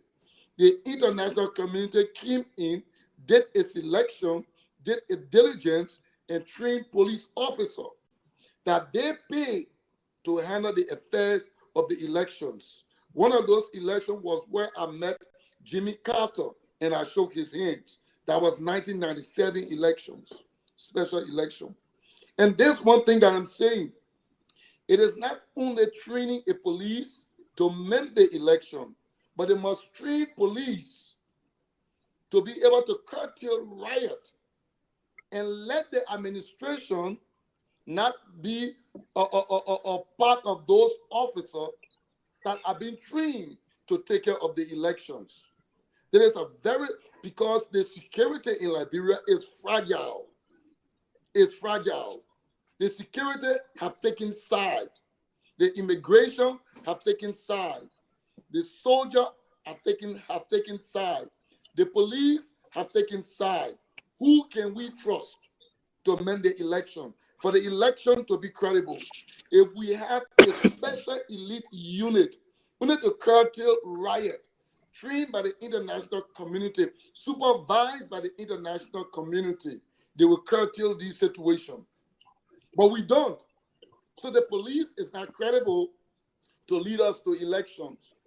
I'm not saying all politicians come together, but those who feel they can work together need to draft a document with evidence with these attacks on oppositions and give it to the international community that if this does not go on, elections will not be held. It's very serious.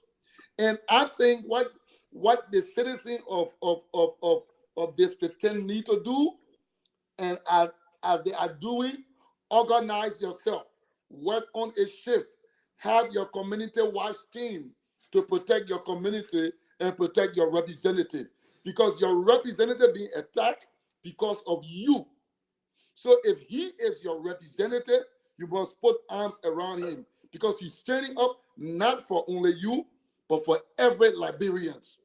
The next one I have to do with President George. We are going to the CIA headquarters.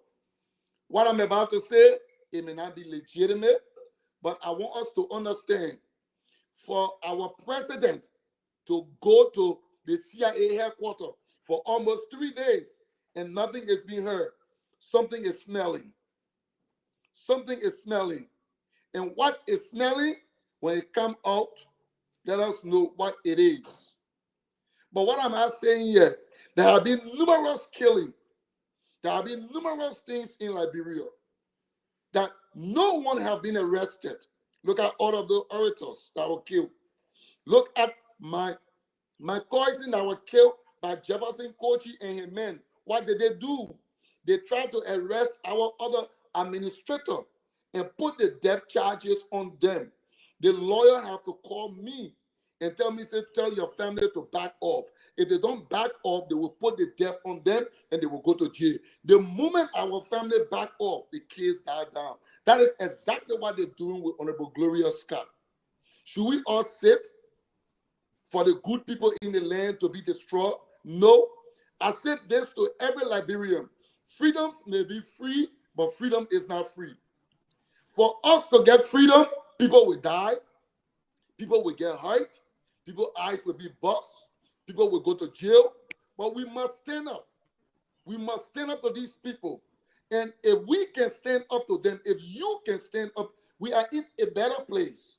We are in America. We could say we don't want to partake in what is going on, but we are speaking for you, because if some of us were there, there will be a different story.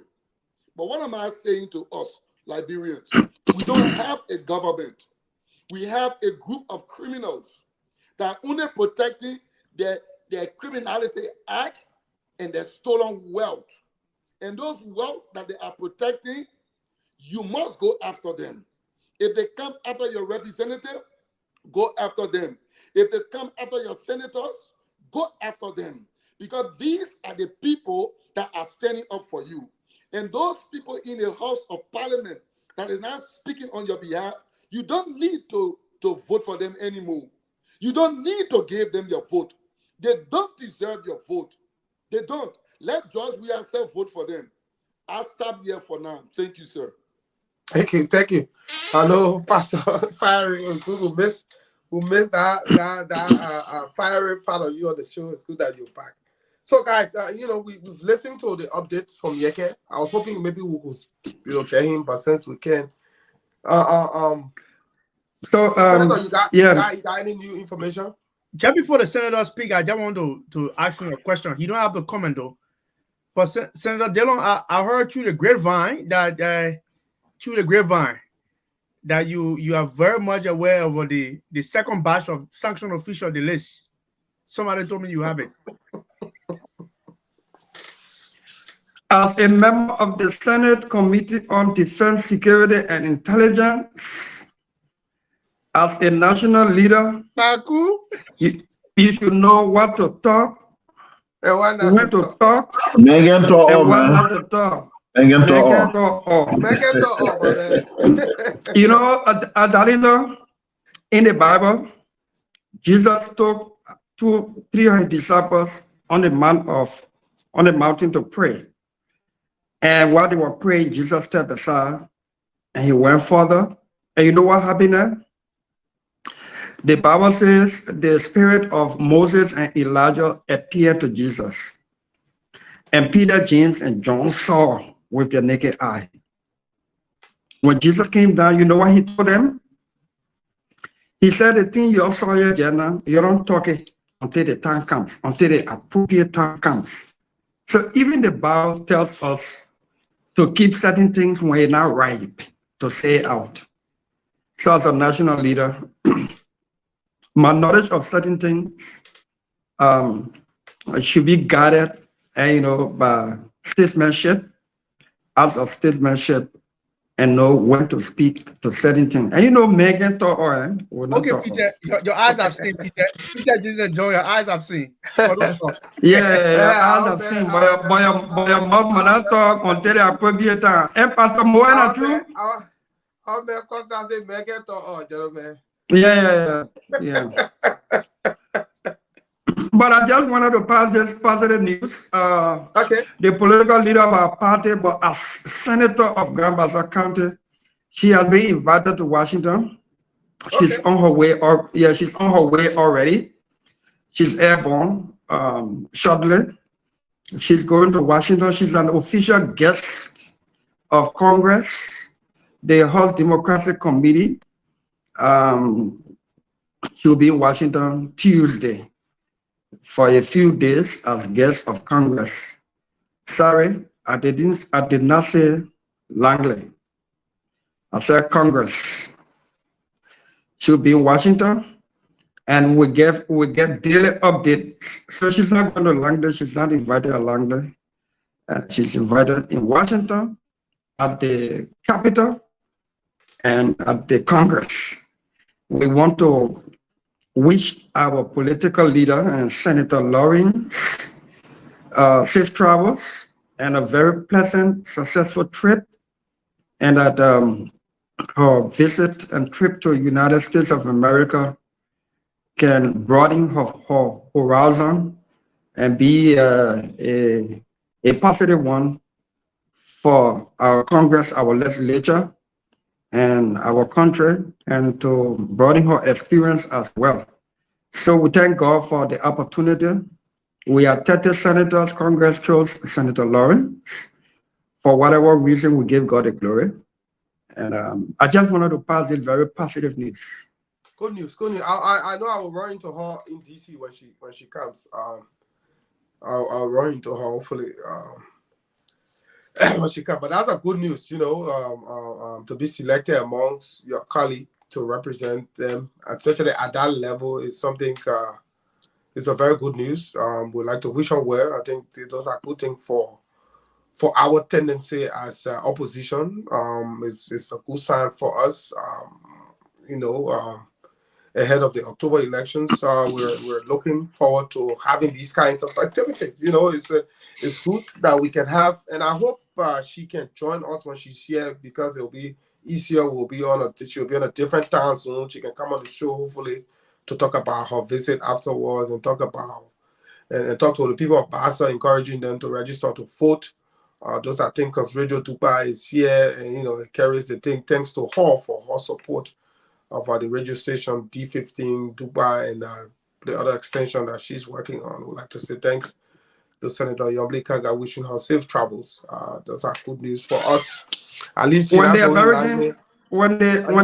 head of the anti-corruption unit of the United States came here to Liberia in the last few days, I can credibly say that I formally met with him at the embassy on the invitation of the embassy. I met with him.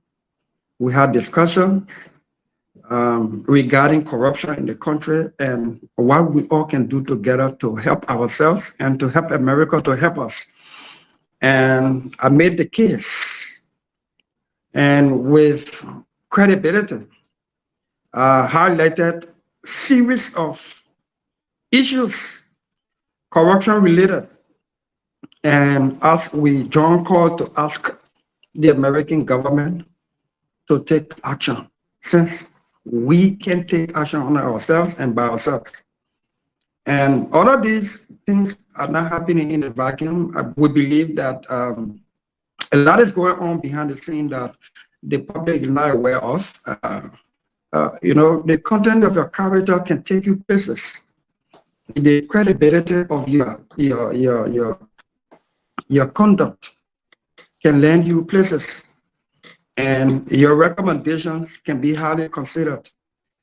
I will leave it right there. That's another way I was trying to answer Darlington's concern. Steve, let me ask the senator this question, because I got about up to 10 persons, since my number is available for the class, bombarding me back to back with message about quote unquote MEC running a registration center at CDC headquarters.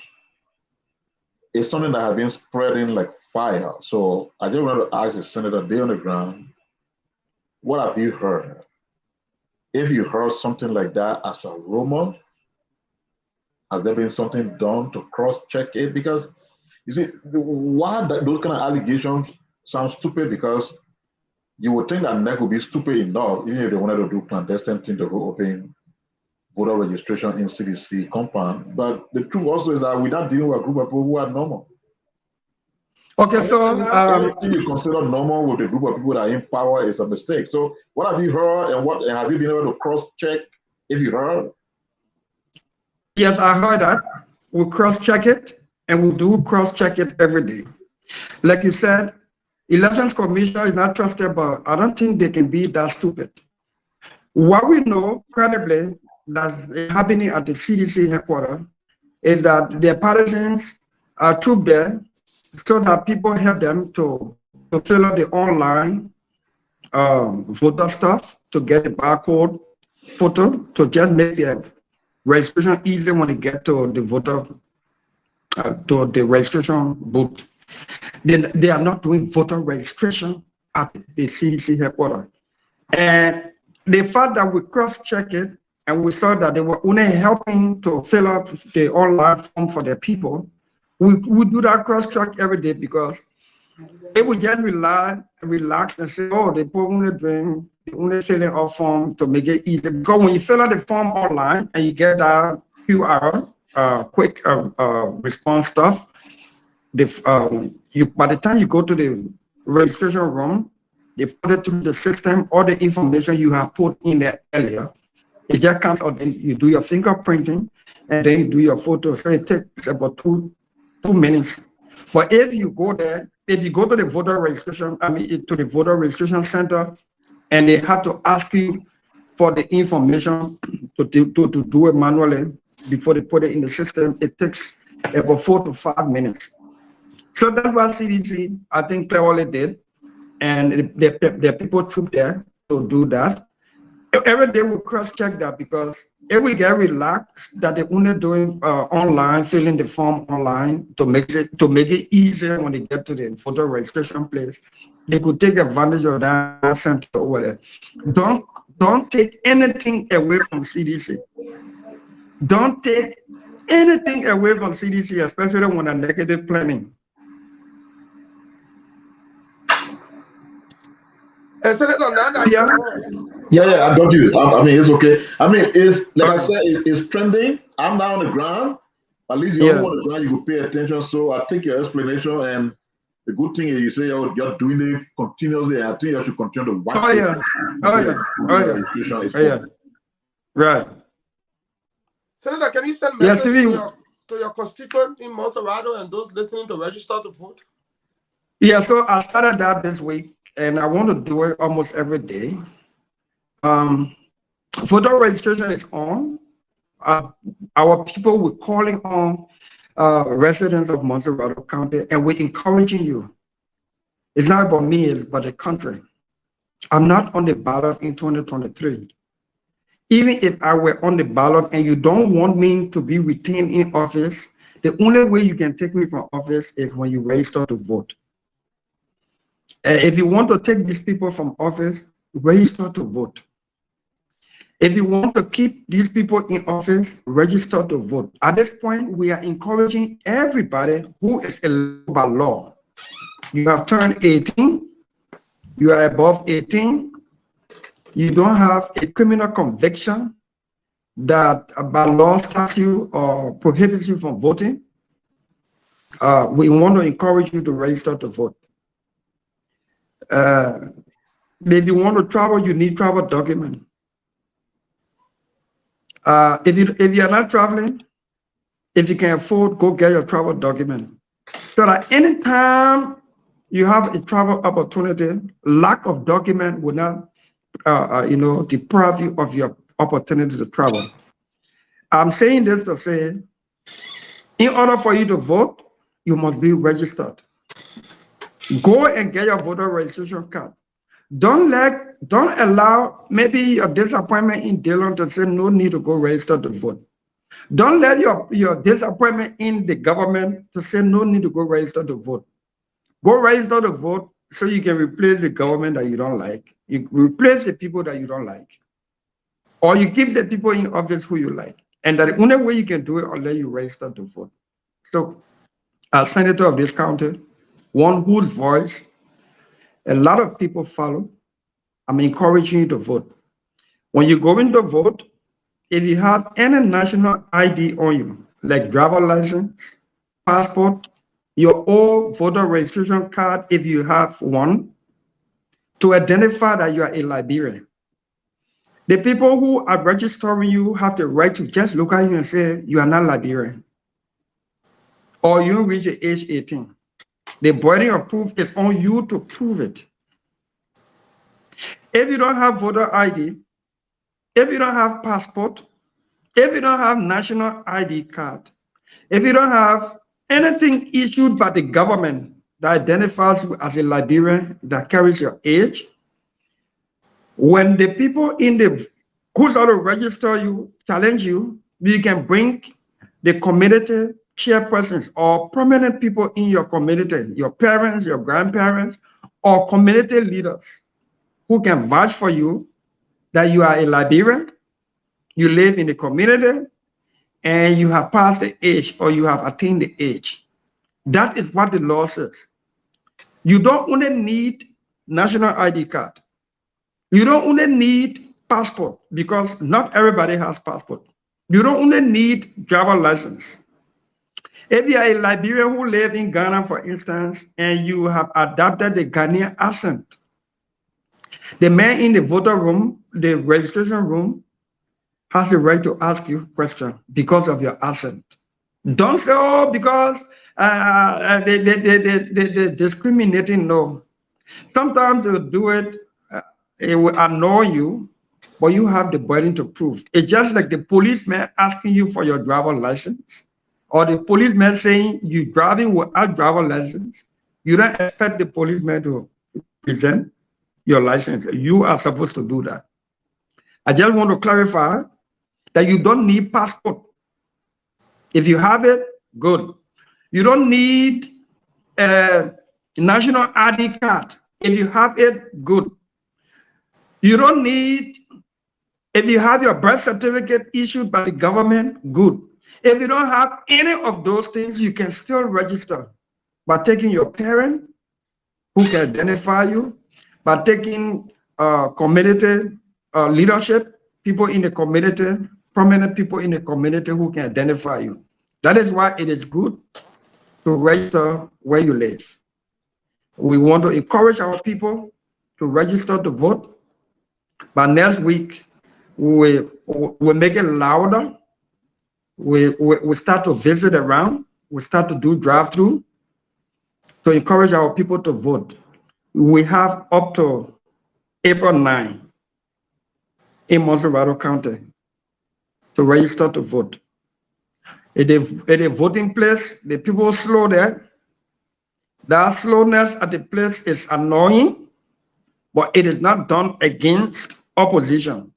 If the system is down, they are not registering citizens, they are not registering opposition or imposition. They are not registering anybody if the system is down. So at a certain point, we need to calm down on the conspiracy theory and all that kind of stuff. About all they do anything here just to deprive opposition. When you go through, they say, oh, the system down. When the system down, and they say the system down, and you see them still registering people who are clearly citizens, then you have reason to alarm. The system down, it affects everybody, both ruling party and opposition. I just want to encourage all of us to register to vote. Stephen, yeah, please do. Yeah, my question. You know, the voter registration started with a lot of glitches. There were many delays and you know, obviously this is a new technology. There were technical glitches in some places. There were delays in some places. You being the senator of Monserrado and knowing that your constituent is the largest in terms of population, and any such delay will by and large affect your constituents' ability to register. Will you be pushing for an extension?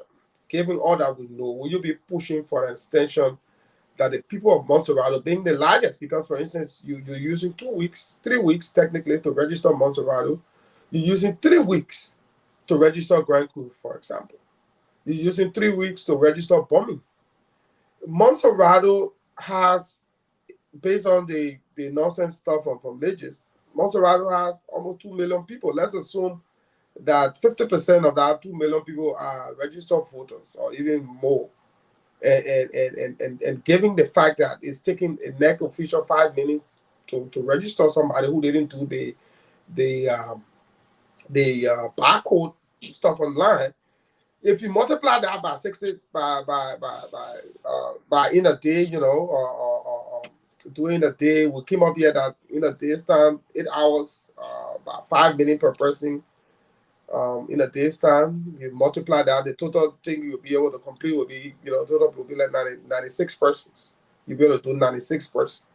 If you prorate that 96 persons across the 488 putting places, on average, we're saying 98 persons they're doing, or across the 488, 3 weeks, pretty much Monterrey will be robbed. It will be more like voter suppression. Most of your people will not get a chance to register to vote. Are there plans by you to push for an extension from NEC, giving all that we know?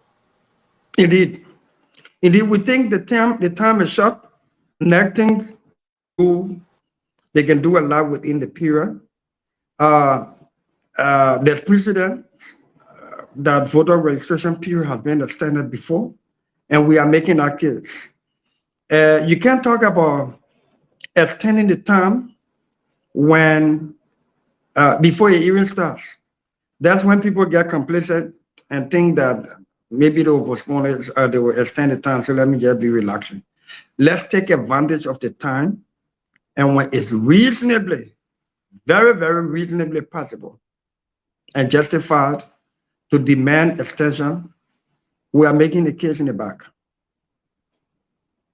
And let me just ask, Senator, at 1,000% agree with you. You know, I'm one person who can take all the people to tax 24/7. You see, deliberate and not complaining, because the thing is, let's take it this way, Stephen. The concerns you're raising is good. But us raising that kind of concern here every time, it just leads to complacency among the people. Correct. Let all of us see this thing like, that is it. When this thing finished, it finished. Yeah, do or die. Let us see it as running against time, and therefore they must register. Correct. And we start complaining, say, oh, the time short. We start making all the mathematical calculation every time, this by this, not the person. But all the people will intentionally don't go there, and they say, when the team of 16 and all were talking, everybody were talking it. And then they will capitalize on the fact that, oh, people got to appeal for the extension. So, right. Yeah, Stephen. 1 minute, Jerry, I'm still talking. Please. Let's stick to the process. Let everybody try to work within the time frame. And secondly, look, let me frank, man. They talk about, so people are accusing CDC of having registration center. They don't just clarify what they're doing. They're helping their people to do the electronic thing so it can be easy. Another person just came on the report as soon as they don't say, the person said there's a second mission. All the people who can go to District 10 are where they can assemble before they move out of District 10. That could be true.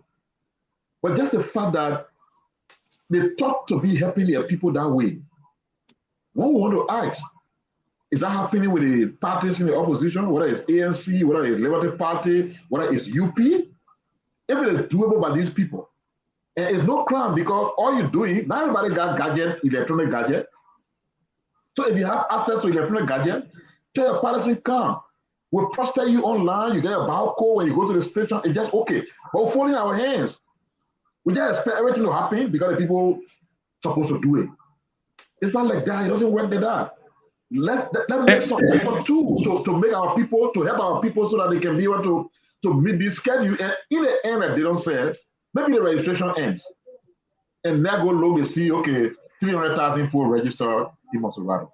NEC herself, I mean, without anybody even pushing there, they will know that the process there was a flop. So they will definitely think about it and say, okay, we'll add some additional days. But I'm not sure the way we add additional days to say, okay, when you're supposed to end, you know, April now, right? We put it from April now to April 25th. Probably they will go and keep the schedule for the rest of the counties. And by the time they finish, they can say, okay, now that we are finished, the bigger picture of what we are seeing shows that a lot of people could not register.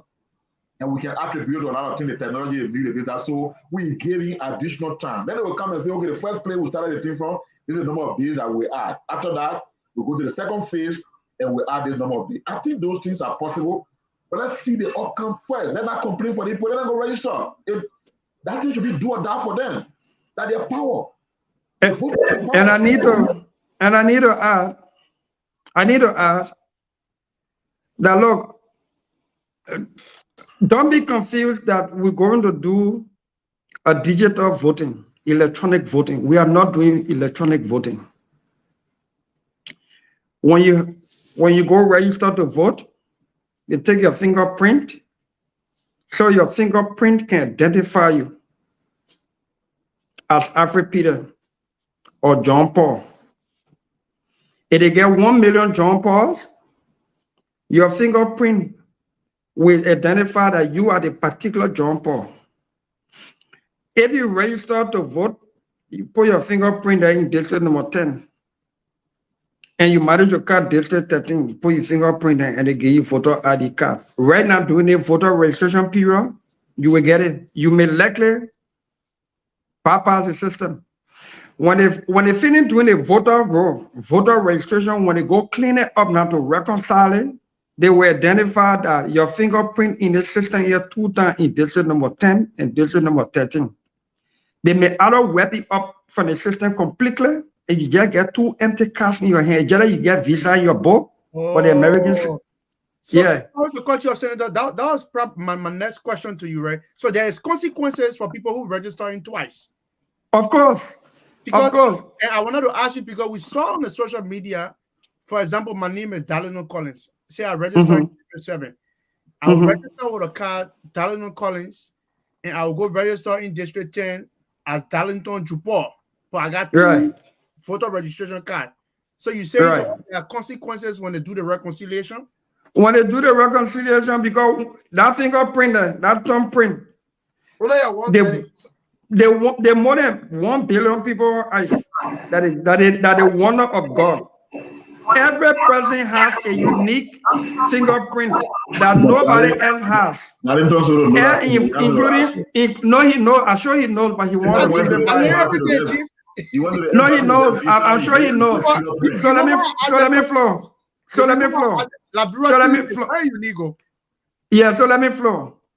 That the uniqueness of God, the wonder of God, the over 1 billion people or whatever billion people on earth, even identical twin that you can't distinguish, triplet that you can't distinguish, they don't have the same thumb fingerprint. So that thumb fingerprint, even your twin brother that you resemble, he can vote with your voter card because before he vote, so let me explain it. There's registration thing here that will identify you. It's just a 1 man, 1 vote. When you pass through the system and they register you, because they not tell your fingerprint and they tell your photo and they get your card. If you go looking time from Ghanaville to go register, maybe during the registration process, you may slip through. But when they finish doing all the registration and they go reconcile everything now, that will start with the system will identify whether there's duplications of thumbprints, and they will wipe it all of the system. You will just get empty cards in your hand. You won't vote because if you think they kept your name in Ghanaville where you register, when you go there, they say no, you're not in the system. Then if you run login time, they will say no, you're not in the system because they identify your thumbprint and that you cheated. So they wipe it all of the system. They wipe it all of the system. And 2, this voter registration here with a biometric system is only to help so that 1 person can be entitled to 1 vote. On voting day, on election day, you're not going to go cast a ballot through some electronic system. No. You will enter the room, you will put your thumbprint in the system, and when the system identify you, they get your ballot paper. You go in a small booth there, you want, you mark it. They're not bringing any electronic thing for you to vote through. This voter registration is only to help to identify 1 man, 1 vote. On election day, the same way we can be voting here with a paper, ballot paper, all the picture there on it, and then they give you the paper. When they identify you, you are clear, they give you the paper, you go behind that booth, you mark it, correct, or you put X on it as you want, or if you illiterate like myself, you don't have signature, you put your thumbprint, but the ink, you put it there. When you move from there, they put it in on your thumb, on your thumbprint or on your finger, just like they would do it manually, and then you leave. So let's register to vote. We want to encourage our people to register to vote. The more you register to vote, the better it is. The more you register to vote, especially in your county, a county that has more registered voters become more politically relevant. That's what they call a vote-rich county. The reason NIMA is always talked about is because many of the Nimbayans in NIMA County register to vote. The reason Montserrado County is the biggest political voting bloc is because many people live here and many people register to vote. The reason River G and the Southeast people don't talk about it much is because not many persons ever live there as compared to other counties, and not many persons register to vote. Let's register to vote. And this message is not only for Montserrado County, it's for all of you and all of us across the country. We have an obligation to simplify this thing to our people so that they don't think that this thing is so complicated to the extent that I understand I think what they're doing, so I'm not going there. No. You're going to register. They will register you through a system because they want to identify you by your fingerprint. When you put your fingerprint in the system and they identify it, they register it, nobody else can use your voter registration card, even if they're your twin brother who you resemble together. Because if your twin brother who you resemble, your twin sister, you resemble power until nobody can tell the difference.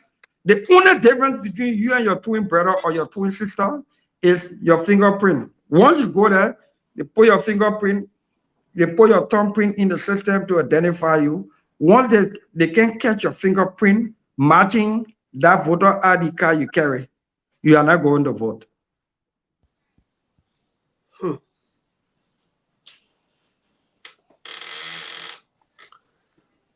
Yeah. So Cherry and then Jupol, they said they got a question. Okay. Yeah, Senator, thank you for the update. You're doing a wonderful job. Yeah, it's true. We should not be concerned about system errors and all of these things. You know, there are certain places you follow this system. You go in Nigeria, we follow their election. They have the same biometric kind of stuff.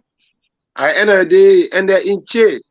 And at the end of the day, people were allegedly twatted. So we have to be concerned about the way the system, some places is down, while registration going on to certain places. It's possible that you can be in district 11, maybe certain things going, except you tell me that the system is connected, that when one is down, then the other ones are not working. I mean, maybe is that if that the understanding. But if it's a point that when working in district number 11, they're not working in district number 10, and, you know, then there's a problem. If that is the case, that's what I wanted to know. So you don't, on election day, that system need internet. That system need internet. Yes, Senator, what I'm saying, I'm not election day. This current voter registration. This current voter registration. What is a central system? What is a central system that when one is not working, everything down, like in a bank.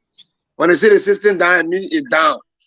But is it that when it's down? No, so I can't answer that definitively for Elections Commission because I'm not aware. But at least to the extent that I know, system down in Ghana, there were cases where system was down in one voter place and it was going on actively in another place. So I don't think it is centralized. But my answer on this one here could not be definitive because I'm not aware. And it is good question for me to follow up to get informed, to help our people with the information. Because they could make people be registered in Grand Coup plenty. Because they say in the last, I don't know how many years, 19 years, 13 years, nothing they were doing. Only born in Grand Coup, only born they were doing. Let me alleviate this fear, Chief, and to all of us. Their voter registration, you won't be president. You get interest in the thing. If your party get observers in this room, that's your business. Their voter registration, we should treat it as election day and you get pool washers in the room. And I want to give some credit to the Unity Party folks with Joseph Boakai, that especially in Montserrat County, almost everywhere voter registration is going on, there's representation, accredited observers from few of the parties, including Unity Party, along with our cooperation and collaboration. There's observers, accredited observers from these political party institutions and some civil society institutions. You know, no civil society institution has the capacity to send observers in every room. So when you hear they say civil society monitoring the election and they get 50%, they just can check few minutes and everybody's standing in the line correctly and no noise there. They drive there, they say that play peaceful. But you who won that election, you must have people in the room. You must have people in the room to make sure that the number they said that was registered in that room or in that precinct matches the number that you check, you who the observer from the political institution.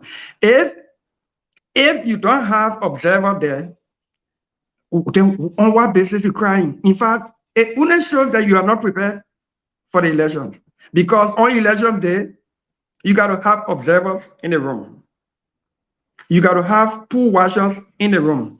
And the way we recruiting the pool washers is to do it the way we did it in 2020. The first category of pool washers you won are the ones who won the election result more than the transportation that you may give. Your lawyer committed people who won that election result more than the money. Yeah, there's a second category of yes. The second category are people who equally won the result, but they can't transport themselves. So then you provide transportation and feeding, you know. But we can put all of our strategy out here. When we post the opposition, we aren't doing nothing but just Megan talk. Megan talk. When you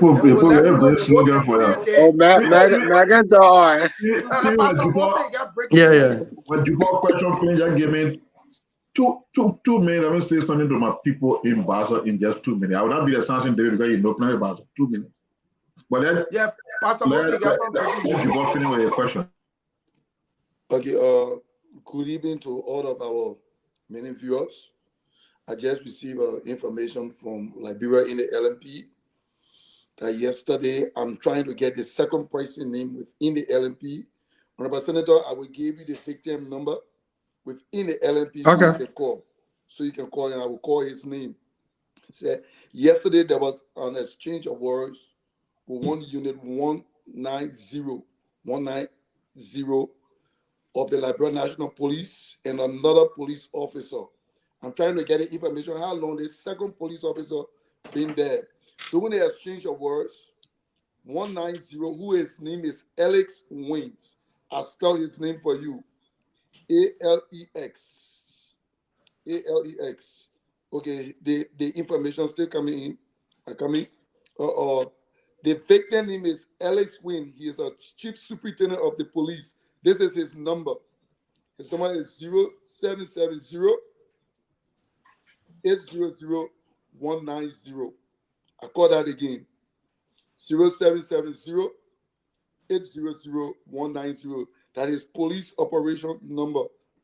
His DCP, Alex Wings. He was shot by another police officer. And senior police officer decided to intervene.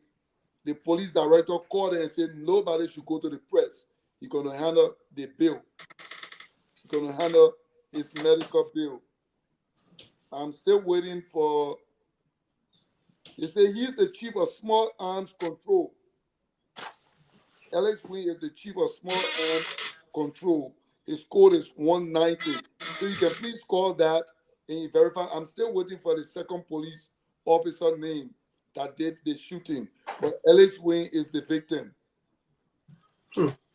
So you're suggesting that there was a shooting that victim was Alex? Yes, Alex Wynn, yes. And that the police authorities are trying to cover up Yes, or conceal the information? Yes, the Inspector General, for the information that just came to me, the Inspector Okay. General called all senior officers and told them to leave it. Let me just repeat it. The police director is begging the senior police officer not to go to the press and say anything. He will take care of his medical bill, and his real name is Alex Wing. This is his number. So the number. So is it Alex? Is it Alex who sent you the information? No, Alex Wing is in. Okay, then don't reveal the name of the source of the information. That one again. Okay. Thank you, sir. Okay, I will pick it up from there. All right. I will take it up from there. So, yeah, thank you, Pastor. Well, Chupo, then PR will talk the message. Then we'll hear from the senator and go to the line. Yeah. So my question this evening to you, Senator. First, I want to say thank you for your splendid elaboration tonight. But my question, people from the remoter places, there have been this complaint that majority of the polling precincts, have actually been shut down either, contemporarily or some of those polling precincts, are not, properly working because since 2017, there have been nothing been done there so far. So, what have been some of the engagement from the Senate actually regarding Come again, sorry. Okay, I said majority of the polling precincts, there have been this complaint that they have actually been shut down, or some of them are not properly functioning, and that's the places that people usually go to have their voter card. And I'm asking for the intervention from the senator, or if this has actually come to your attention. And secondly, the issue of the quick response code.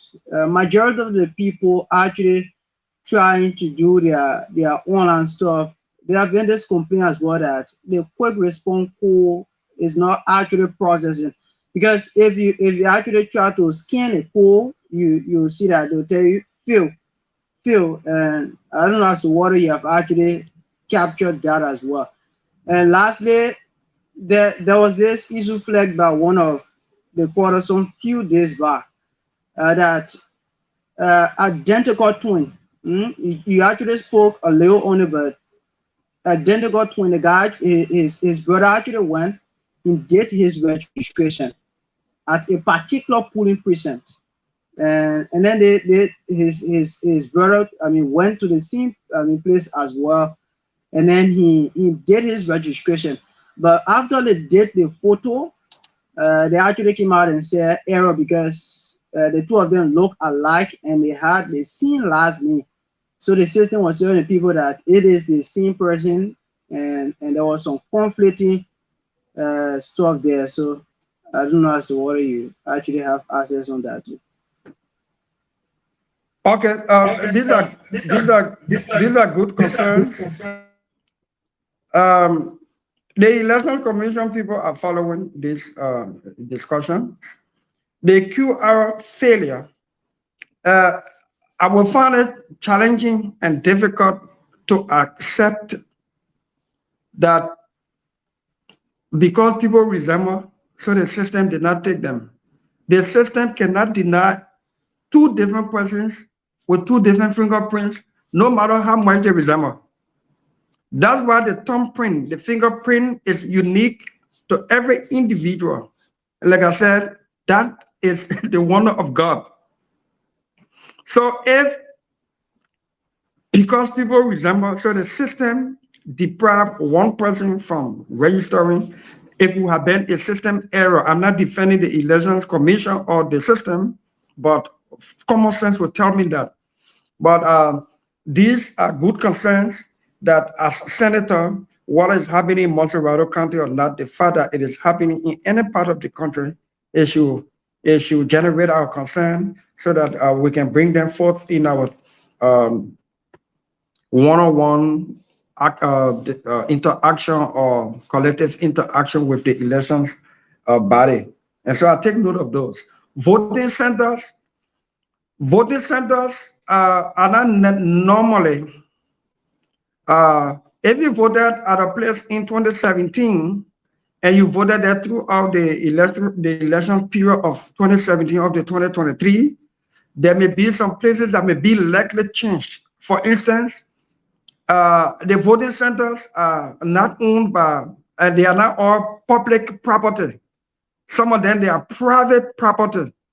So if last year Elections Commission rented my property to use as a voting center, and this year that property is not available, if you registered there the last year and voted there, and if they shifted you to another voting place in the same area, people can complain and say, oh, but the place I registered the last time, they changed it. If Elections Commission rented a private property for voting purposes in the last election, and that very property is not available for this election cycle, it is reasonably acceptable for Elections Commission to change that place, but not far from that place. You got that, Juba? Okay. Yeah. So I think Pierre can go ahead with his message. We'll take some calls and then. Right. Yeah. I will be making some calls on the Yaga issue while Pierre speaking. Yes, somebody brought something to my attention that Samson Davis, who normally called on our show to talk to our people in Basel, is doing an excellent job. In fact, the Basel, the men know, I know half of it. But the person was telling me that it's also a workable strategy. For example, if Stephen Johnson is from Basel, and even if it's for 1 minute, Stephen can speak to the people directly, and based on his standing in the county, he can have far-reaching impact, to aid whatever something he is doing. And that for Basel alone. Darlington, for example, comes from the county, and if he's an influential man, he can talk to his people. It doesn't have to be long, like I say. So I guess the person I've been in Basel with this thing, I don't know whether they're doing it because they're genuine or they think that are running away from it because I can't speak it. I don't know what the motive. So I just decided to say, okay, if that 1 minute I will take it to talk to them. I think they are right. Yeah, if that 1 minute I will take it to talk to the people as a prominent son, a respected son of Basel. So let me just do that. I believe Basel can be near Bezo, near Nibobrino, near Dubo. You can give Basel, Johnny.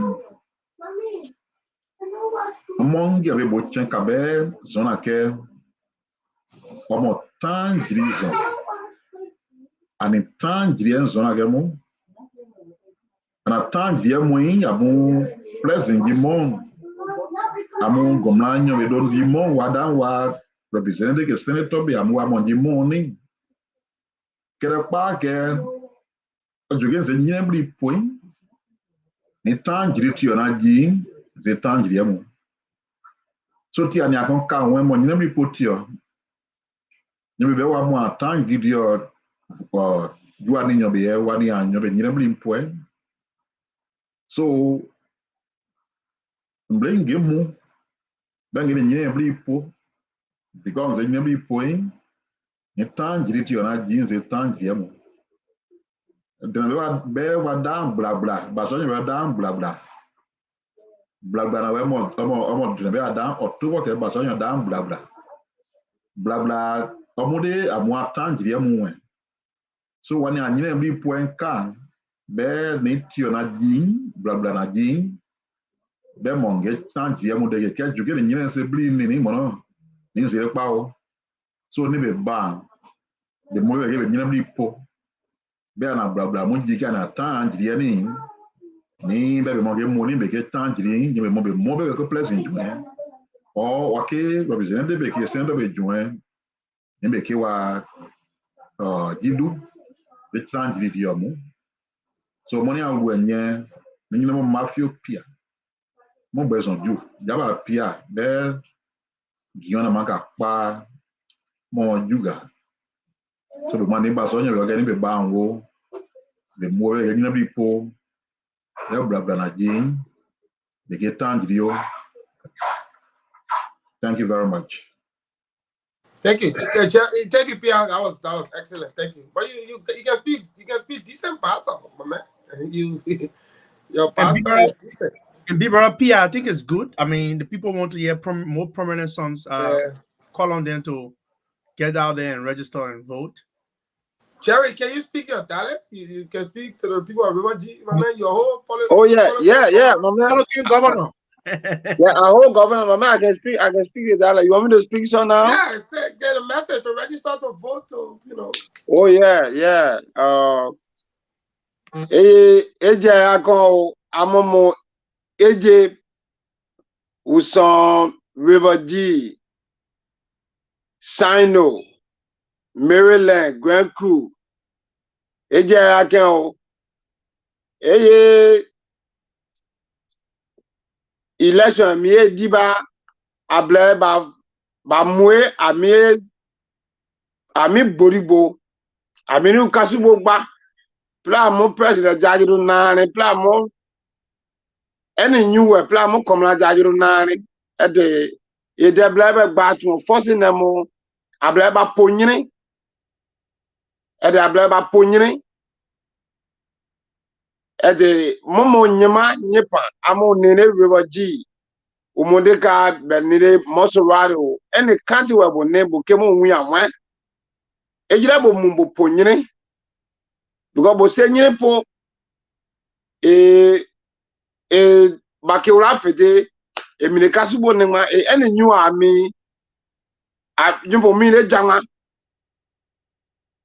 no ami gbama jire mblo no ami gbama ba jira o ba siro mo jira o ebo se ka jowi amono mu ponyire neje ami le dima e mo nyire po ngadi because ble bo mu right le se jowi ajira e Joseph Boaka no jira e ka ami le jowi asisanuma bo se nyire po e mo bobo wi e mo for nothing de bati ale amomo abi yimpo amomo grebo be so mo sign o be so mo River G o e bati aba mu nyire po e kama wa kebo nale play de mi numa ba je bo bajo wi a o ba eni nyumbo jira bo ba keble bo ponyine e de eje akomomo nyema nyepa o so mo chipo pelo kon e de eje akon ba ponyine o otubo 10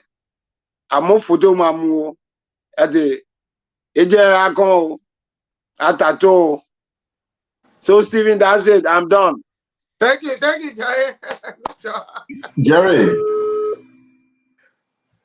Jerry. Yes. You were speaking. You were speaking Grebo, right? Yes, I was speaking Grebo. So the Grebo point get named for election because how you say election? Yeah, we have almost 16 type of Grebo. Yeah, so everybody get their what I'm saying, I'm not asking for the type of Grebo. For example, when I was speaking to Bassa, you didn't hear me mention election because I call election in Bassa, which is Tan Jiri. When I came to October, I didn't call October name, I called October name in Bassa. Bassa people call October blah blah. But how you calling October in English? How you calling the election in English? Mozzarella. Yeah, no. What happened is that we have to make sure that everybody get the message because the Grebo is the central point.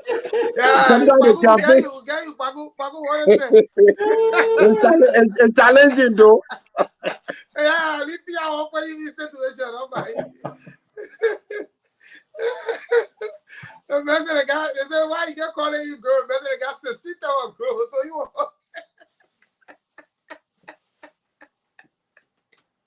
Jared Nipa, when you say you whole Peruvian governor, then you talk about 15 town of people. No. One girl, you don't put it in your own girl. Don't put it in the 15 other girl. Oh, I will put it in my own girl. Timmy, you know, remind me. So one Grand Crew, one River G citizen said that thing you speaking that Seaside Grebo. Yeah, no, it's not Seaside Grebo. I grew up in Sino County, so I speak the Jirepo. the place Namuslaw came from, that place you are representing. Yeah, Jerepo. I speak more, but it's almost like my own dollar, so I'm like mixing it up.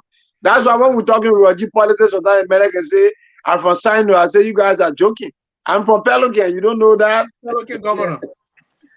Yes, you got a guy from Buck on there?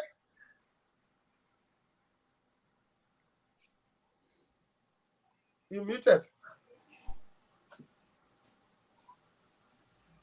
You got it?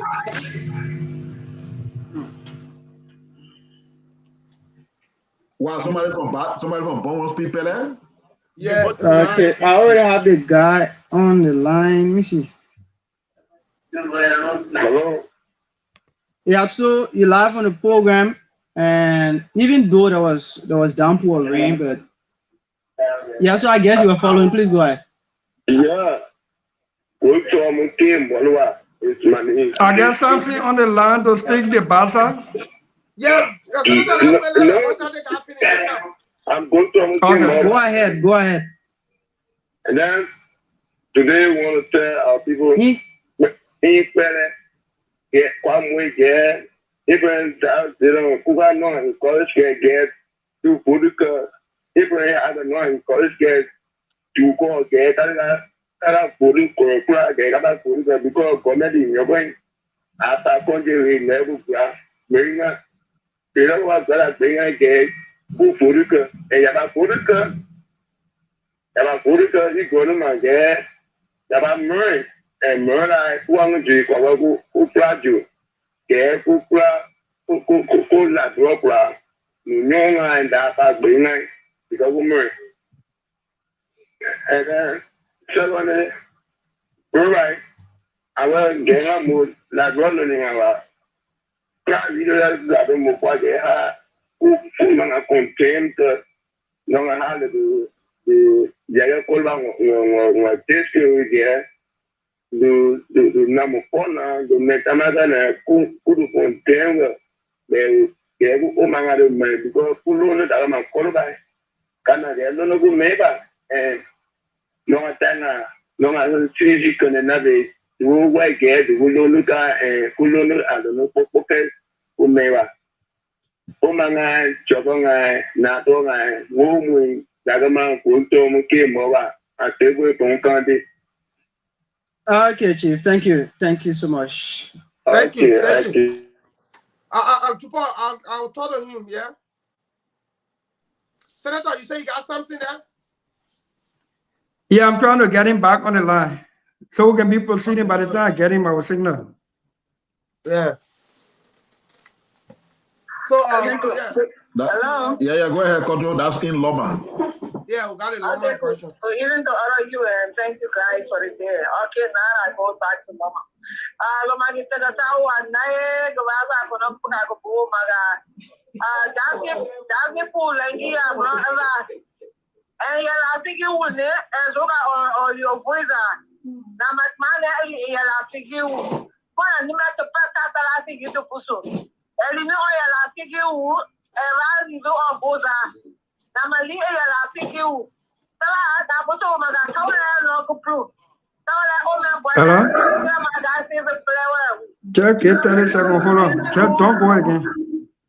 Go ahead.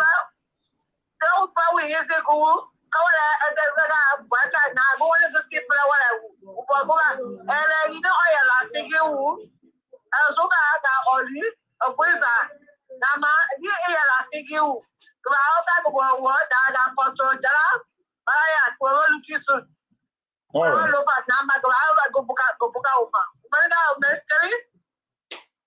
Okay, thank you very much. Yeah. Thank you for talking to the people. Okay, we have something.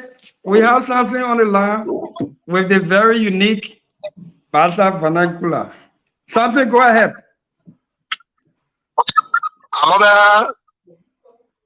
Somebody still talking. No, you're on now. Go ahead. Okay. I'm over the pause of both young. I can't bring you in your zone. And you don't need to be so. They to walk along. You don't need my back. You don't keep my breath. You bear one day or division. There are more or turning or similar. They fast soon. Amobe akibi nyonza de to aso. De jege nyebe wani de family de maso biakuni. Ara amobe akibi nyonza. Ke debe ani akemo no beso kana ga ni de no batu akwimaji. Ara de ala tinye mo tanjije. Ke amobe be ake de kebe mi onto. Be aketa jivio ke o different be yo mo adie. Be ku yo mo na adika ga be akaji mo. Be omo di ju empe o. To get you doing pens, abrini, means ya, to a mopa bang, and our times here. Children come over, thank you, good idea, Trebe. I think I tell you, a dark and make it being near one way. Near more, Paduan, or two watch a limo Paduan, no, some more say Bemblam, some more say Bemblam, or two more Paduan, got the bar we call. They are sensing, they are get to a mopa, I get angry. More changing in your party. Unse your party, unse, never people, maybe people got bad. Somebody in Truba, your bagame, Amuja, one chain, I'm ready, maybe I'm really tangly or different more different than me to run answer brony. Your quippy happy money, your quippy money, even than our paramio. Ojani, Paso saying, then it one okay, kinking, one was funny, one was turning, one never mind. This one, this two, this three, this four. Then I said, we blend me, be ake, for the again, you'll be put your care up by a minion, to get you more. Best food, come out there, and come la feel penny, come la. Goodbye, anyway, no one come to give you more baby care. I give my this side. Now I give my brother Musa.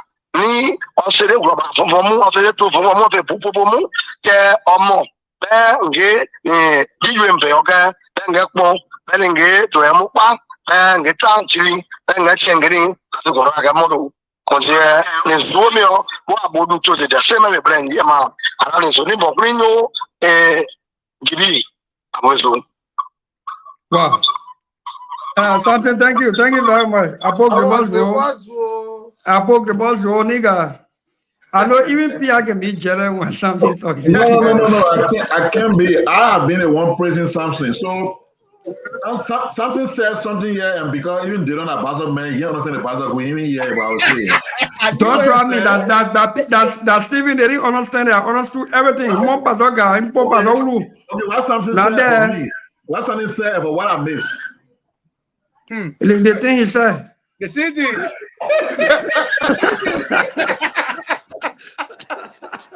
So something said I did a good job. I missed one thing.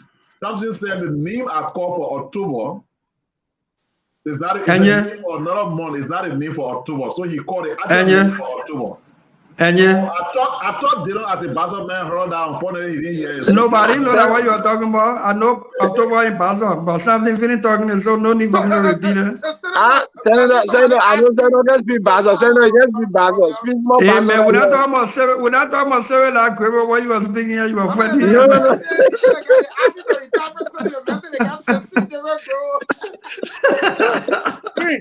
When I asked Jared to interpret Sonny Igbo,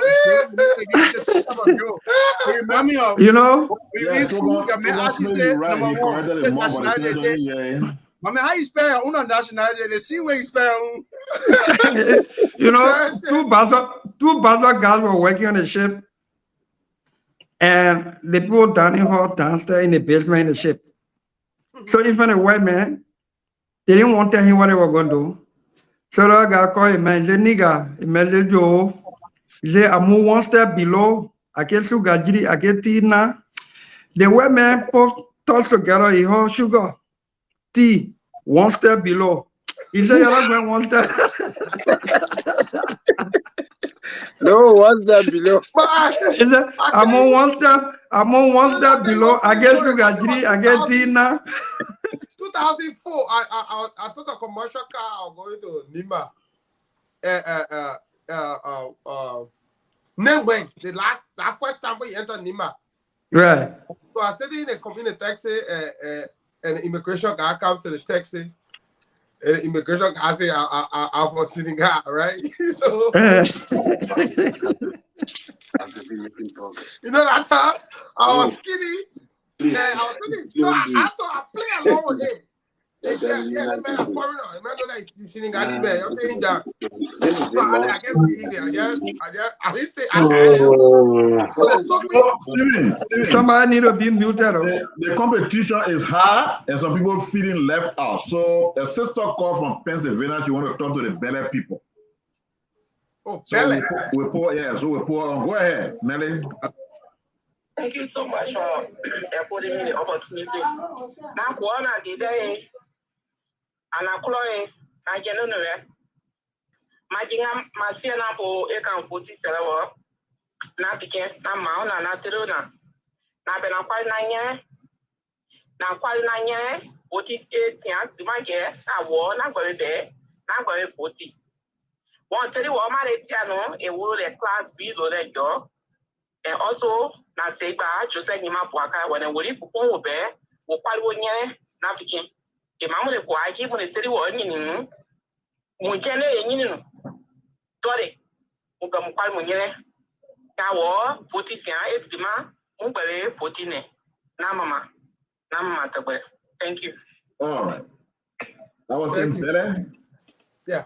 So yeah, the fun. The guy took me down. I play along. They took me in the immigration booth, and the guy asked me to show my documents. I was a Senegalese guy traveling to Nima. So I stood there acting like I can't speak English. I can't understand anything. I was just looking at them. So the guy said they'll put me in jail, blah blah blah. So when they called the commander came and said, "Where citizen Adi?" So then when I talk, I said, "My man, with all the uniform, you want to identify you as a librarian. You get passport. You said, oh, but I'm a librarian, man. I get that job. Yeah. I said, I don't want to see why you're going to do. You know what, Steven, there? They got English can be, they Basel can be funny. You look at it, man, he says, let me on live jacket, almost difficult level. That Basel, they are English. You say that's difficult, boy. You let me on left jacket. Oh my God, difficult level. That Basel, they are English. Do we have other people on the line? If you want to speak Mandingo, Vaku, whatever, apart from Basel, Bele, and other stuff that happen. As we start taking the call, then maybe somebody could just count the line, one talk in one dialect. So we got to start. Yeah, so let's open the line. Let's open the line.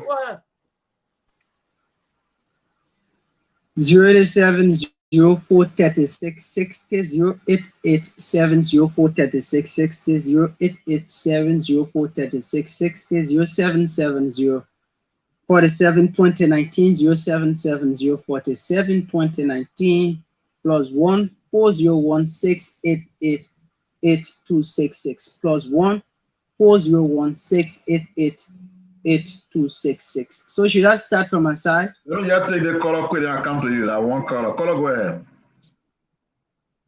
Caller from the US, go ahead. Okay. Yeah. Adama professionally. And I just want to commend you guys for the show today. And for you guys, what all you guys been doing. But I had a quick information for I'm trying to call on the long body. They don't listening to you. Yeah, I'm trying to call you. So I just want to tell him to tell your care to be on their line because Giovanni Koji had told the people from the steering hall that all them to go to the protect and register there and do anything they can do. So he himself too should be on their line. If I on the ground, please let us stay with your care. The guy has been in the studio and we shouldn't be so. Don't know what you're on. You've been doing your best and I want you to continue doing it. I'm just going to take this time to say thank you and thank everybody for being on the show. That's what I have to say. Go ahead, Juba.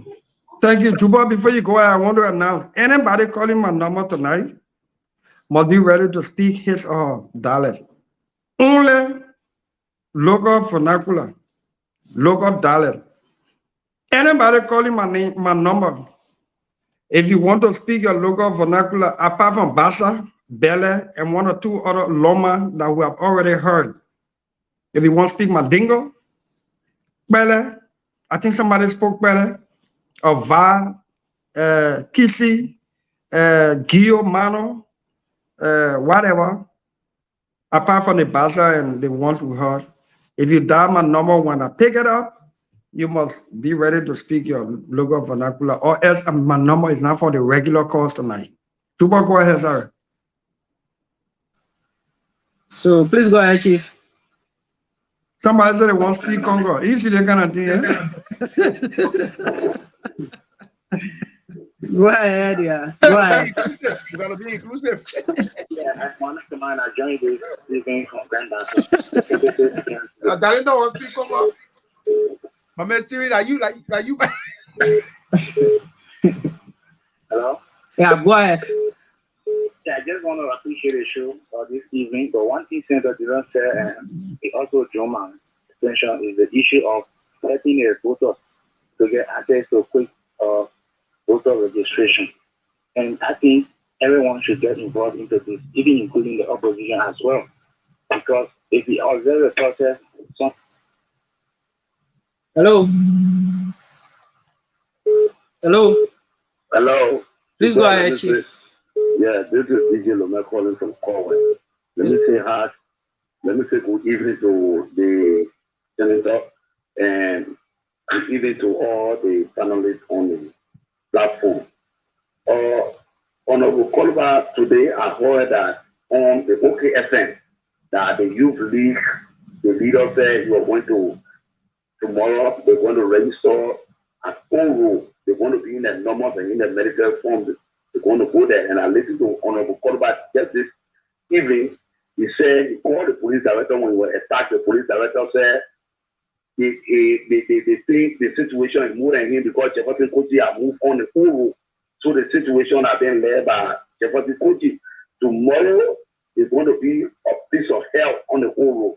Honorable Kolba said he's going to go to Nima, but you will not go there because of his people. So tomorrow is going to be on the Oro. So as Honorable Dillon said, Okay, we got it. Don't get too much detail of such information on the radio. You can call my number after the show, please. Let me take this caller from America. He has a suggestion to make. Caller, go ahead. On area code 202.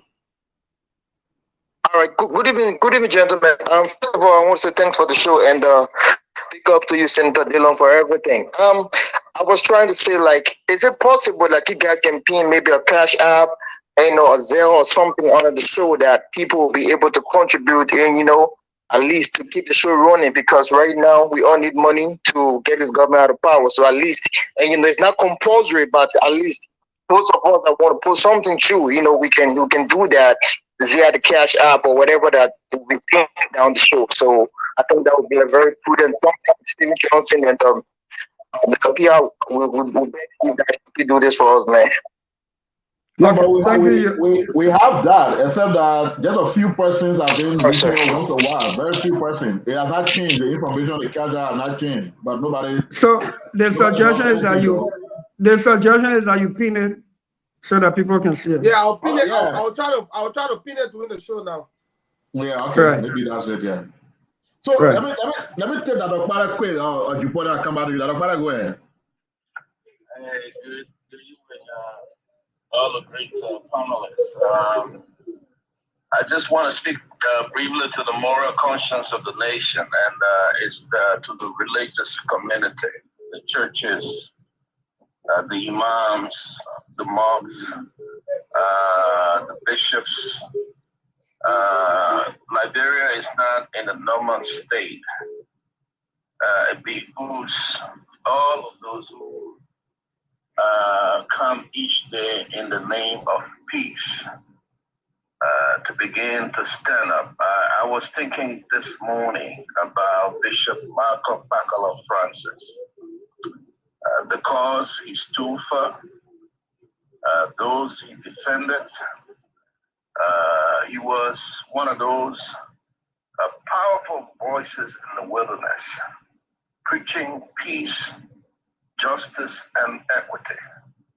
What has become of the Liberia Council of Churches? Liberia is headed in a very terrible direction. It has to change. And we will continue to work behind the scenes. But I want to make this clarion call on the Liberian Council of Churches tonight. The bishops the Lutheran bishop, the Methodist bishop, the Episcopal bishop. Your nation is depending on you, now or never. Thank you. Thank you, Dr. Bade. Juma, go ahead.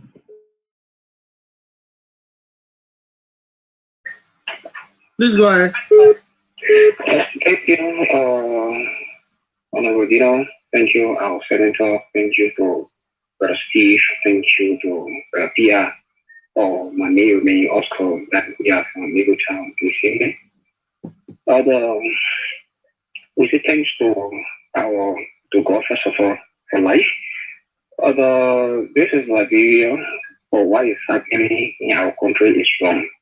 These are the things when we talk about it, people feel that, we are enemy of the state, but it's not so. We always speak the facts. But some people look at it, okay, see what is happening to the honorable Yeke Koruba. What the next thing gonna happen about it? No judgment, no understanding, no person gonna go home. You see, so these are the things we discuss in the country. So we're asking God in 2023, October 10th, let our brothers and sisters see how they are reasoning with whatsoever things that we are speaking and are reasoning with us. Thank you. See how we can get a government out of the country. Thank you, Chief. Okay, we got somebody on the line. They want to speak. Kisi. I can hear people saying Kisi. But it's Kisi. K-I-S-S-R. Good evening, sir. Yeah, good evening. You see that English wrong. You see that traditional wrong. I'm Jefferson Ekpeli calling from District 15. Yes, in Publish. Go ahead, sir. Yes. Anything that Kisi, that I'm Kisi, eh? Yes. Okay, go ahead. Yeah. The pronunciation. Okay. Let me inform our people in Gizi. You're saying Gizi. Yes, I'm coming there. Okay.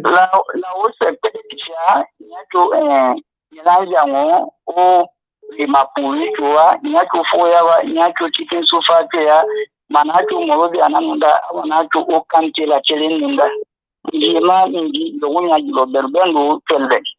Yema and Slay never that to Napalana, O Lembende, Yeman, Fernanda, Minando, Wana Senayalo. Pelopa me Fernanda Minjona Senayalo, Yema Wanama Mokwebe Mokotra, Yamdo, Ondadimena, voting card you, Mapema Solando. Solando pe Congo Kinumeka Paya, Yimaneka pe, ma sola pe, Yema pe ma woti peli palo, Wakape, ma woti lendu pare. Ketin, Tanon pe obebe, to Emma Salen Solade. Sinama Bandaha, Adonasa, Yata, Olendene. Yenya Solade, Munya to Lande. Adana Mawuna, Uyundan, Makakanena, Makwamu Rufa. Mayong wana chilinda Cuba ni soabe kani pomobe ni jongobe wana nale jonyo ndane bila ndakilabe mina kosola jala nyana palelende fulute la koboti la noalita ule ni nanjamo la noale. Okay, thank you very much, Honorable Dillon and the others. Before you go, the way you spoke that Kisi Jana, I can just guess who you voted for. Kona. No need, the thing sound like Kisi already, so. Like you, but I already know you voted for. Thank you so kindly. Okay, Honorable. Okay. Well, go ahead. You know, many diseases live on that. Napoleon, go ahead. Let me take one more. I hope you're speaking your dialect. Which dialect you want to speak? Good day to every one of you. Don't speak Congo. No, I'm not speaking dialect. No, we say only dialect. We say only dialect, Mala. No, only. Oh no, Mama. You know me as straight with rule. No. Can we speak Congo, yeah? Yeah, you know me as straight with rule. You from Liberty Party, you from my party, but we say anybody on my line will be strictly dialect. Please go ahead. Yeah, good evening, gentlemen. How you guys doing? How you doing, Steven? This is George calling from North Carolina, Charlotte. I got two questions for Senator Dillon. Quickly. This is George Alonso Camaro. My first question to the Senator is, given that he is junior senator for Mosorado County, and Mosorado have majority of the less fortunate people, that is people with disability. First, they are majority in Mosorado County when you got a group of 72nd, CAB, School for the Blind, and etc. What are the mechanisms that you guys haven't put in place to enable the guys to vote freely? That will not bother them for having somebody to go in the voting booth to go and select the candidate that they don't want. So, for instance, quickly, question number 2. Don't give example. Number two to that.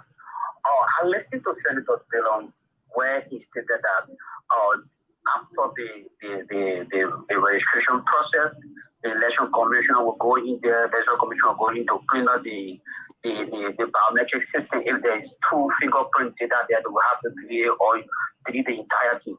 Who going to be the one to initiate the process? Who going to monitor the process? Thank you. The process is okay. Yeah, go ahead. Go ahead. Let's take the question down. Senator, you answer it. Go ahead, Jibo. Okay. Please go ahead, caller. Yeah, this is Nathan calling from Ghana State. You have 1 minute, Chief. Congratulations to the most versatile current principal of the class reloaded, Honorable Lux Intenebre Carlos Dillon. His messages are always accurate, brilliantly balanced, and consciously credible. Because of that, he's giving our ears for us to know exactly when and how to vote. Honorable Lux Intenebre Carlos Dillon. Thank you so much, Chief. You might get our whole LU motto. Please go ahead, caller. And they don't allow, so the message Let me say good evening to every one of you. I'm thinking of pulling Noah and I call from New Georgia. Are you getting me? You're live on the program, please go ahead. Okay, I'm actually pulling Noah and I call from New Jersey, and I have 2 quick issues on my mind. The first one has to do with Rescue One. I just want to remind the party of this. You know, when Senator Prince Johnson visited him, they did not feel very weak if Jeremiah Clarkson surfaced as far as when they meet of him. I just want him to be aware that he sanctioned the Prince Johnson, Senator Prince Johnson is sanctioned, and then he do play and appeal to play or what have you. I want to be very careful. Hello, I have to do this. Hello, I have to do this. Just hello. I have to do this. This is breaking. I have to do this. I have the Rescue One, Joseph Nyema Boaga, JMB on the line. He wants to say hi for a minute and to encourage people to vote. We have Honorable Joseph Nyema Boaga on the line. So good evening, sir. Good evening. I'm not seeing you, so I'm sure there might be a combination of ladies and gentlemen. I just want to thank you for your service to this country. And I want to say to all our listeners, Liberians, that this is the time to rescue this country, and that all of us should be on board, do everything possible to rescue this country. You complain about medical services, about security, but the decision is in your hands now, and we pray that you make good use of it by registering to vote, so that you bring changes that will be able to benefit you, your children, and our loved country. Thank you very much. Wow. We want to say thank you. We will not ask you a question. What you just said is penetrating enough. Except Jerry Limepia or Stephen Johnson. I think Ambassador JMB, Stephen there, when you coming back on the class? So the class reloaded want to ask you, we have Stephen Johnson, Jerry Ligme Pia, Darlington Collins, Joe Paul from Bon County, Reverend Moore, and Jared Nyimpan from South Korea, but he from River G. They want me to ask you, sir, when are you coming back on the class reloaded? I can tell you for sure, I leave that with you.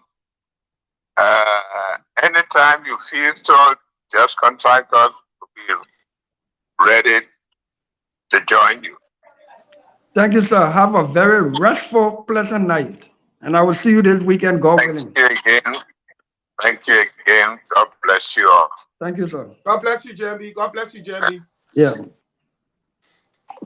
That was Stephen, the voice of Jamie. my line can take BB call. None of your line, man. Well, I say you better not allow it to me. No, Remember. Let me take this caller want to talk to the Mandingo people. Please, yes. Caller, go ahead. Good one. Okay, thank you, God. Yes, sir.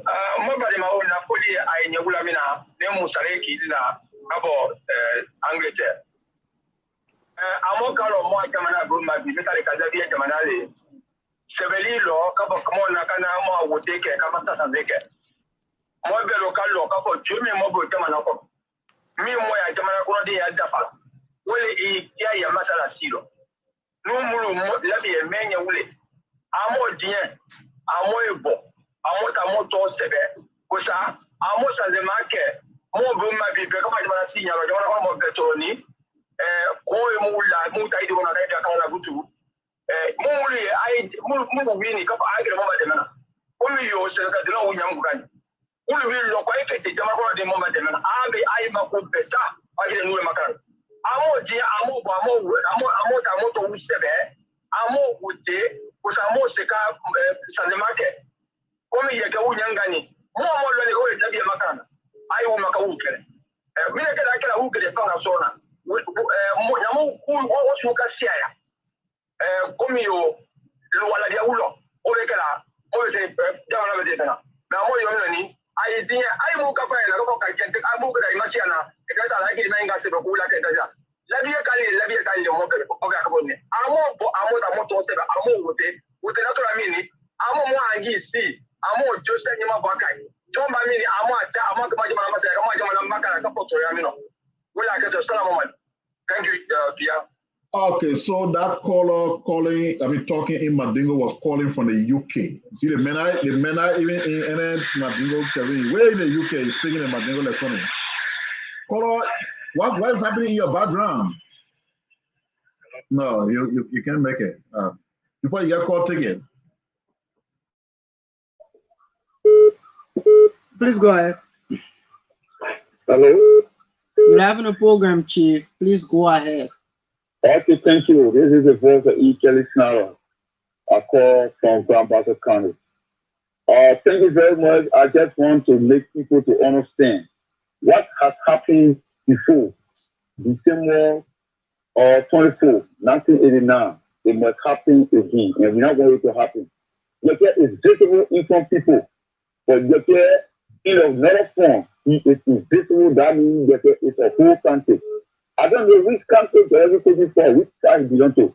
So when the factory gets there, it will be another war again between Tra and Tra and Tra and Tra. So let us talk about get there. That's my message this evening. Thank you. Thank you so very kindly. Please go ahead, caller. Welcome. Good evening. Yes, good evening. You're live in the program. Go ahead. Thank you very much. Let me say good evening to the panelists, and let me say good evening to Honorable Senator Delon. This is Bobby and Abu Meska from this evening from SB Koporu District 6. Let me appreciate you guys. You see, and let me encourage my senators and members in the opposition to see how best that at least what they're doing to neglect people who are speaking as manipulars, to see how best that it can be on recording the entire system as our people in the rural part of Liberia, they will understand, they will listen to it, and they will be encouraged to see our best to go and vote. And Senator Dillon, 15 seconds, Chief, 15 seconds. And make all my senator tomorrow. We will be with you too at the old room because I was there today too with Honorable Yeke, because it is time that some of us now that need to be around the lawmaker because you are one of those who stood for the opposition over the years. Thank you. For them. So tomorrow we will be there with the team. Thank you very much. Thank you so much. Jupol, let me take the caller in Bandy. I got somebody who. What you said? They know you muted. Yeah, sorry. If you have that person on WhatsApp, please hold him for a few seconds. Let's take this call from Grand Bassa County.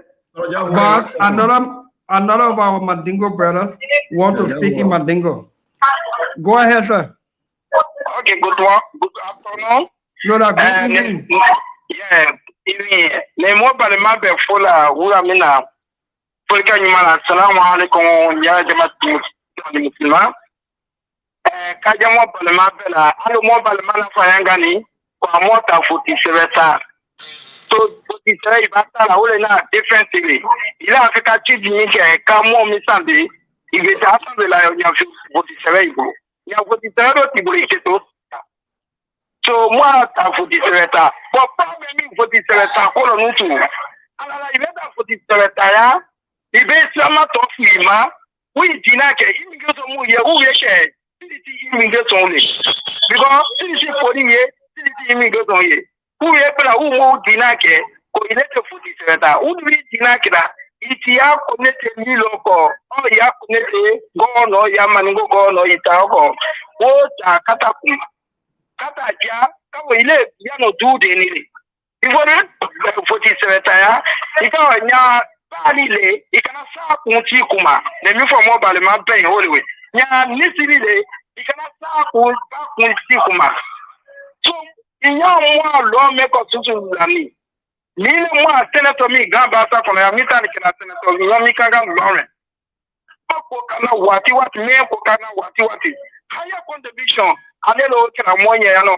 kono ya no mo apiela bunye ta koso mo lo me ko susu 14 abe 14 ko alala ko komi mo ajama ko mo ufaka mo fala tina ite mo italo la mo ke mi mo ufala ko ma betala ko meti mi mo kuna utronge mo akitila tiete fa kitilo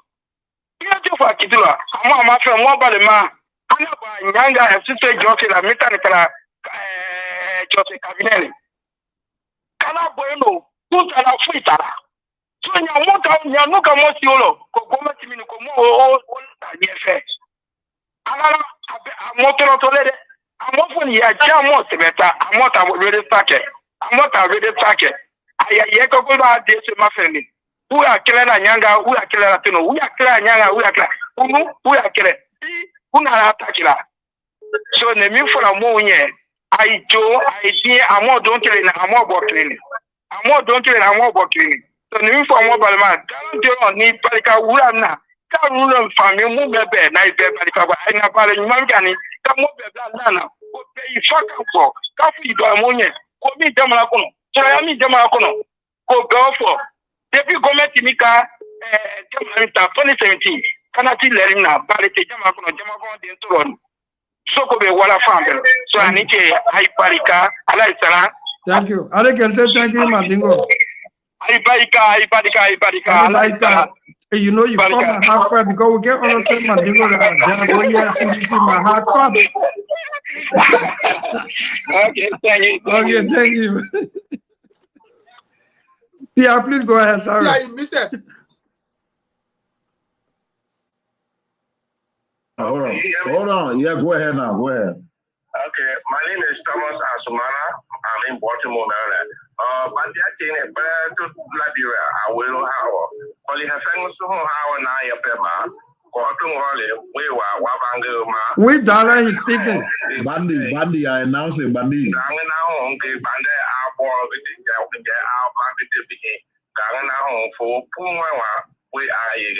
So, now you win Kayadi, you already the picture you win.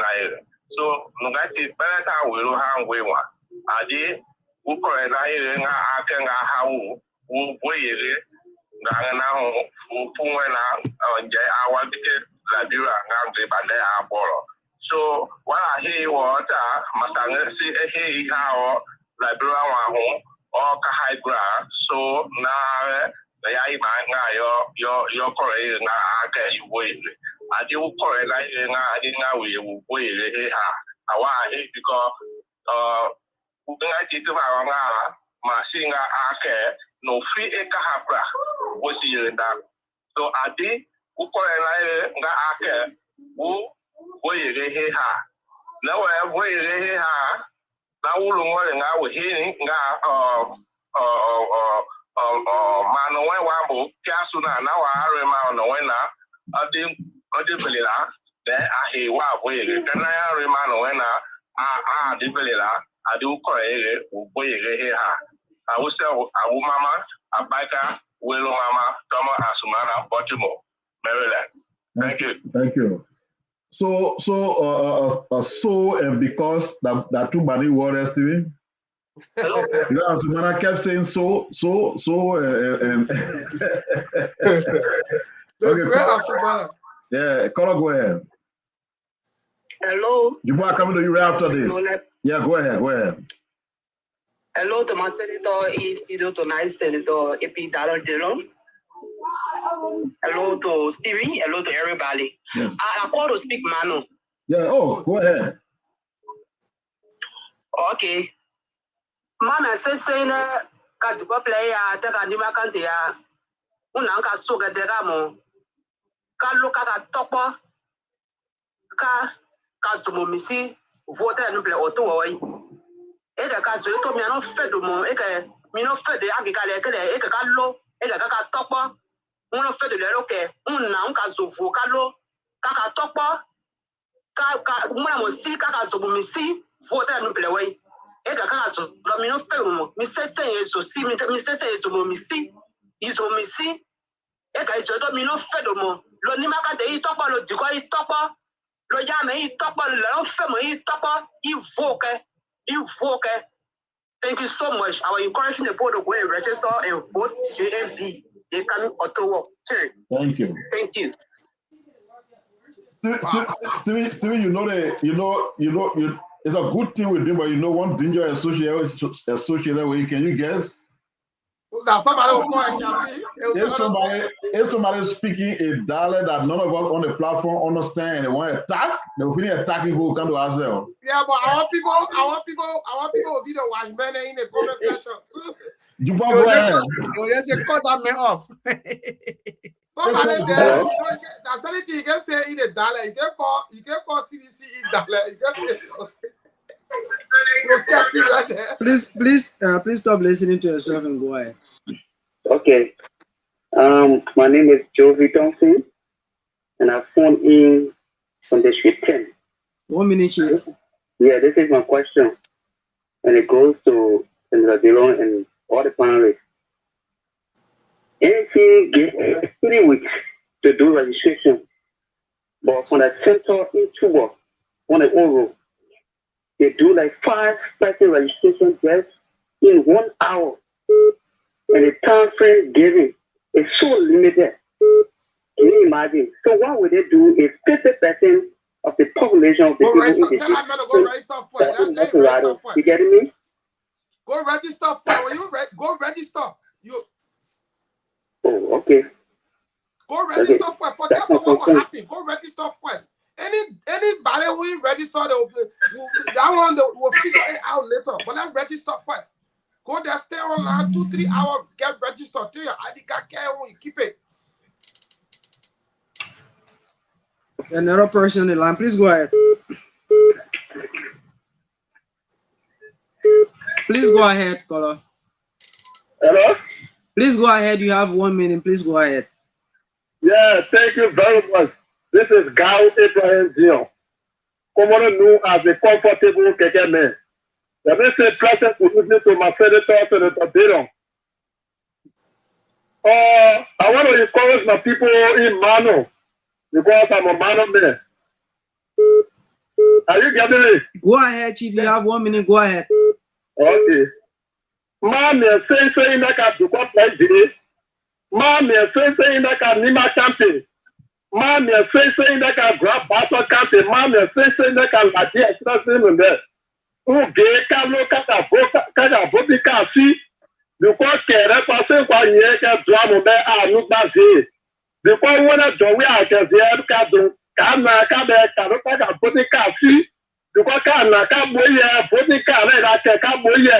Because ká nà ká Joseph Boaga yà kí ẹ̀ bóti ká rẹ̀ ra kẹ̀ ká Joseph Boaga yà yẹ. So ká sẹ́ńsẹ́ kàró ká bóti ká sí. Ẹ kẹ̀bẹ̀ ká wẹ̀ bímẹ̀ káló ká yà lẹ́yìn mọ̀ ká bóti ká sí ẹ̀ ká wẹ̀ bímẹ̀ káló ká yà yìí. Because the quoi play that can say Jesus grave the quoi play that can back at you door. Because can the quoi play can say that for thing that about can the quoi play can say for body car see that minister for na for ya can put pick up back for ya can problem gas here. So no one get that car one can say can body car thank you very much. I encourage the people of Nima Country to go to register to get a voter registration card to take part in the election. Thank you so very kind. Yeah, we'll take at most 3 more callers. It's 11:35. Yeah, so we can go. Yeah, I have one regret for the JMB appearance when they don't ask whether we have question. He left before us. I thought that we should have asked him whether he's following what is happening to Yeke. I thought that was a question we should have asked him. His voice is a big voice. And what he says to that issue would have really sunk well, but he left before I came. Yeah. And Pierre, too, if you're listening, maybe Senator, y'all can pass there for him. Y'all go there tomorrow. All of y'all go to Yeke. So he told me McIntyre also for the one we can talk about. He told me that there is a program at the UP headquarters tomorrow. Okay. I will speak to him later on so that maybe while going or coming from there, he can stop, or if possible, or he can make a statement to that at that UP program tomorrow. Okay, good. Yeah. So we'll take 2 more calls, right? Yeah, 2 more at most. Yeah. Okay, so I'm not included. I'm not taking call again. You're doing that, sir. Okay, please go ahead. One PM is not taking call, and then we are relieved. Okay, I'm Sylvester, the way tablet calling from the channel. It's good having you. Go ahead, Chief. You're not speaking Pastor. You not hear Pastor. I want to speak cool. The message on speak cool. Yeah. Okay, then everybody, I'm my crowd, but so I can't be channel. This one, get boo, get me on and get conquer. Get my brother, I can be a not the then I mean, people. Next, people that are Adika by us. And I remember, your foyer that are Omebota. Nearby a phone. One year or Otoba. Ọ̀sẹ̀ ọ̀dẹ̀wọ̀ yà fún ẹ̀ ní báyìí mú bá yọ knapo. Ní agbègbè ẹ̀ màdúró ní ká ládùúrọ̀. Ní kọ̀mínà àpò àgbàrá dá CDC kọ̀mà. Ní agbègbè ẹ̀ ló wà wẹ́nẹ̀. A nà nyọ fún ẹ̀ ọ̀nà àìké tí wọ̀ yàrá yẹ ká kọ̀rọ̀ bá ké ẹ̀ dé sọ̀ yàrá ọ̀ dé sọ̀ fún ẹ̀. Ní agbègbè ẹ̀ màdúró rẹ̀ tó dùn náà mọ̀ bí kọ́ ọ̀gùrú kó àpẹ̀. Ní ọ̀nyà máa pè ní mọ̀ ewu kó àpọ̀ ládùúrọ̀ ní mọ̀ bẹ́ẹ̀ tó yà dé à. I am making a number. That's where nobody, the buyer that I got my phone. Nick Comlana or the other, or my name, you are the actor. We are on a Comlana. Never your class. Near the beer that what I might have put name I do to me. Yeah, I know that you be a day or 2. By the idea, never had Jabby dance. That's another Mama Cloud, Mama Cloud, Mama Cloud, you. Oh, my Nessa, my Nessa now. That's what I might move. Then I buy them for my. I didn't have to do that. But thank you very much for listening. Thank you so much. More clapping. Mary left the line. Yeah, what's cool? Okay. Okay, so I got one Liberia on the line from the UAE. Now you can speak cool. More clapping. My mother cool. More clapping. More crowd. The guy, the one saying is that Galito said laughing. You not funny. What thing? We got one Liberian on the line. We got one Liberian on the line for the UAE. Go ahead. Your name and where? Yeah, go ahead.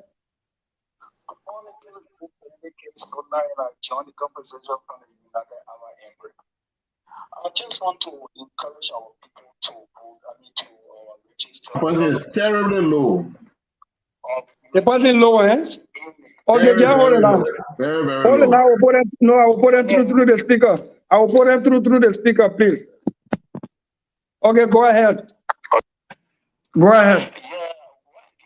I'm Benedict Kingston, calling from the United Arab Emirates. I just want to encourage our people to register because the power to remove this game from our country lies in our voting process. So if you sit down, you say election, not my business, because when the people get there, they will not look to our direction. You'll be lying to yourself. So I just want to encourage them to make sure that you go to your various centers because the time is very limited to be able to register and vote. That's the only way we'll get rid of this guy. Thank you very much and have a blessed morning. Thank you. Thank you. So Stevie, I will take Gallo. I say I was not telling Aha. When you listen to Gallo, you realize what I'm talking. So listen, Gallo, you are lying. Okay.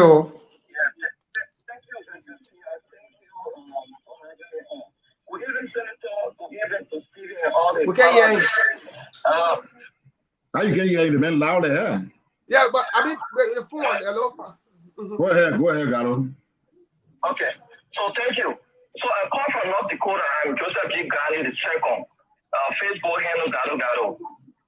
The reason for which I played this call is to call on all well-meaning Liberians in the diaspora and back home.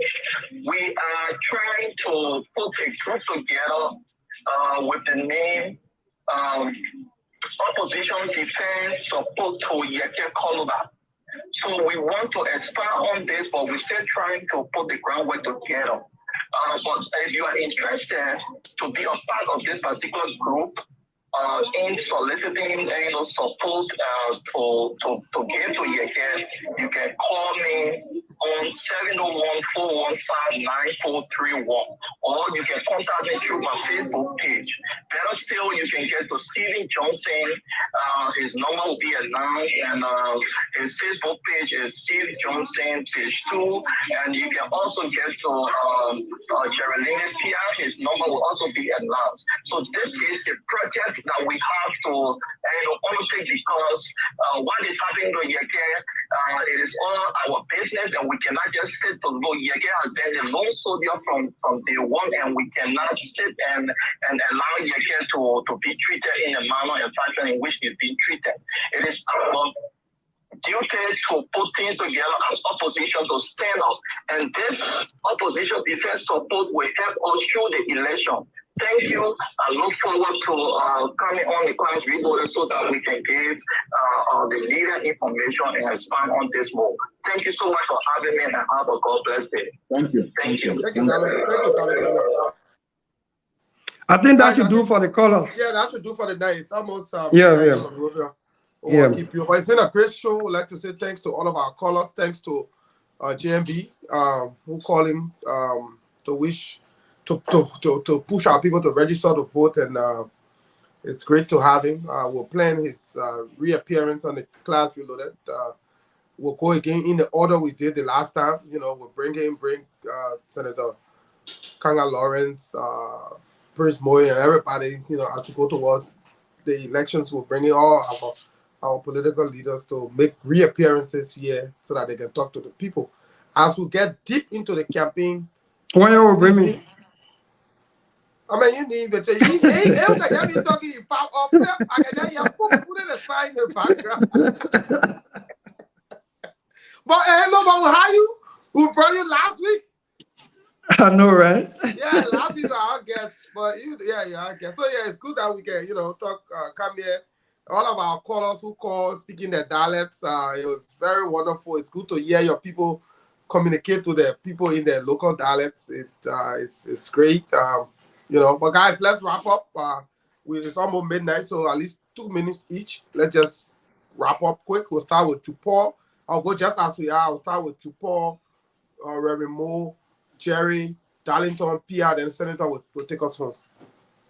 So Jupor, Reverend, Jerry, Darlington, Pia, and then Senator Dillon will take us home. So in closing, I just want to say thanks to everyone. And I must admit, tonight's edition of the program was actually splendid. Lots of laughter and I'm actually grateful. So I actually sent a question and I posted in a private chat room. I don't know as to whether the senator saw it and if he can actually answer it, if they actually worth answering. So I will say thanks to. Okay, so thanks to everyone and looking forward to being with the team again. So thank you and good night. Thank you. Pastor Mo. Well, it has been a great discussion. I want to say thank you to all of our viewers and our listeners there in Radio Land. I think we are gearing up for the elections in Liberia, and I think the class reload is energizing our people back home. For the way we have started with our local vernacular, I pray that we keep it up. I pray that all of our viewers and listeners that is able to call will be able to speak the different vernacular. And I say thank you all very much.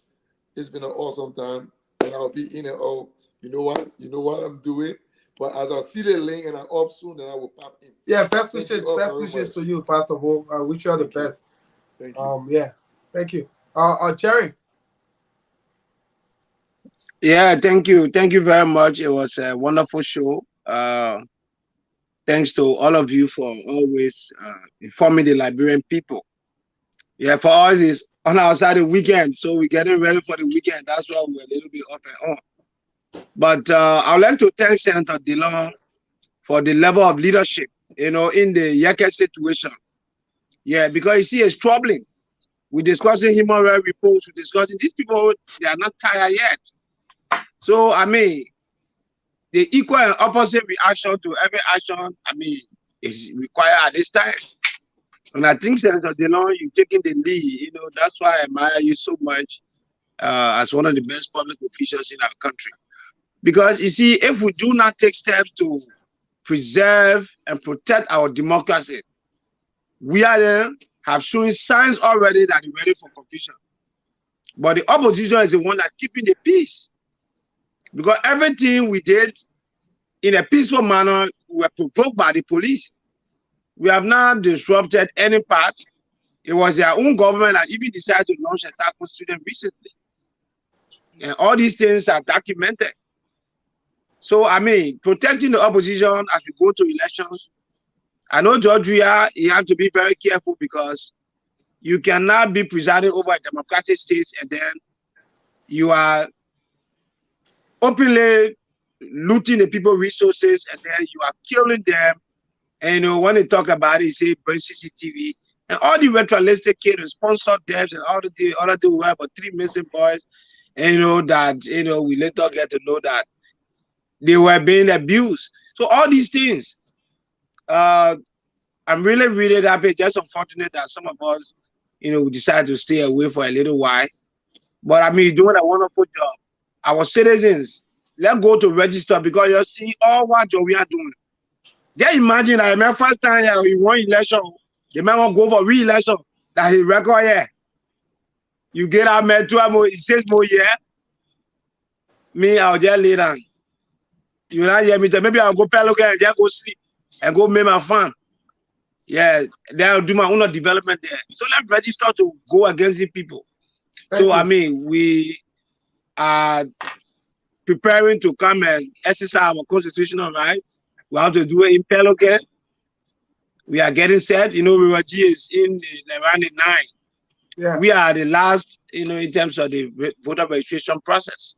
So we'll come and demonstrate that so that our citizens can know that we told you in 2017 that the man was evil. Today you are here suffering. Bag of rest is almost 5,000 in Riwaji. People get on the road. The road I see people are campaigning on, they say that Elena Bailey wrote to a year, the same people suffering now going back home. So we say, hey, man, your brother, fake man. We told her, I didn't know the mayor put there for him. We'll tell our people. Because some of the suffering our people going through, sometimes I wonder, I say, you know, if I want to get back with some people who are insulting us. But man, you stay on the line, other people raise though. Jerry, you say what? You stay on the line, other people raise though. Your time over. You stay on the line, other people raise though. So thank you so much. I mean, we are committed and we are in this struggle. We will not get distracted. We encourage our standard bearer to try and hurry up. We beg you. Let's so that we can be parading, you know, as the voter registration process goes on, so that we can do our ticket quick and start telling that JMB and this person say you should vote. So we beg you, Mr. Standard Bearer, we know your judgment will be good, but you have to do a little bit faster so that we can start to pass around with the flyers as our citizens register to vote. Thank you. You saw the way when you appear, the post show us. So thank you very much. Thank you, Chief. They break on our side. In South Korea in the morning. Yeah, they're already in Monday in South Korea. Jerry, I just want to remind you that in the comment section, the 16. Yeah, thank you. Has been dragged in the comment section. I just want to remind you. But that's a teaser. On a serious note, we want to call on our people. This morning on the Costa show, we reminded our people again. There are complaints and reports that it's taking people over an hour to get registered to vote. Please exercise all of the patience and restraint. As Senator Dillon said, you know, we shouldn't, you know, it's not the time now for us, you know, complaining or nitpicking on the, you know, the petty issues of how effective, you know, efficient the registration process should be. I mean, should it be very much effective and people come in less than 30 minutes to get registered? Yes. But even when they say they are sitting down, please, my people, stay there and get registered to vote. That is the only power you have, because in the absence of you getting registered to vote, I mean, you are just making excuses. Please stay there, get registered to vote. These processes are very important to the survival of our country. You know the way things went. I need not to remind you. You know, and Stephen, it's just so funny. Just the other day, Mr. Weah was inaugurated, and when you perform poorly with bad governance, your time runs by very quickly. Yeah, we are. We are in election. And Mr. Weah now, the Liberian people, we have the opportunity to decide on his fate. We're calling our people to get out there and register to vote. You know, lastly, and let me say this, Stephen, I want Paul and probably you and Pia to give us updates. I was trying to, you know, wrap up in my concluding thoughts. You know, I was thinking through my head, and the thought came. This brother I've always been calling on the Class Reloaded about the iron that is in his leg. And I understand we want to verify, because, I mean, this show is not charity where we'll kind of raise money for people, but that particular brother have an iron. Yeah, Tupor supposed to be, and he's we'll talk behind the scenes, let me end this note. I want to say publicly, Stephen, I know we talk behind the scenes, but this behind the scenes thing is not taking any affirmative action in getting that brother issue resolved. I mean, the Class Reloaded were very much capable enough, you know, to send that brother. But that's what I'm saying. Tupor will see him maybe tomorrow. Yes, so Jupor, please, you know, visit that brother. That brother always come here. He cried for his life. You know, the man with the iron phone, when he called here, he said he was in Monrovia and he had just come from Basel. So I Jupor was seeing Jupor is waiting bomb.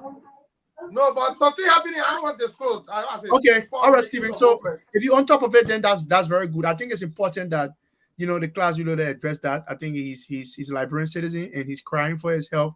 Part of what we do here is to show compassion, care for him with dignity, and I think that's very important. Thank you. Will happen. Once it's established that he needs help, will happen. Will definitely happen. That one I can guarantee.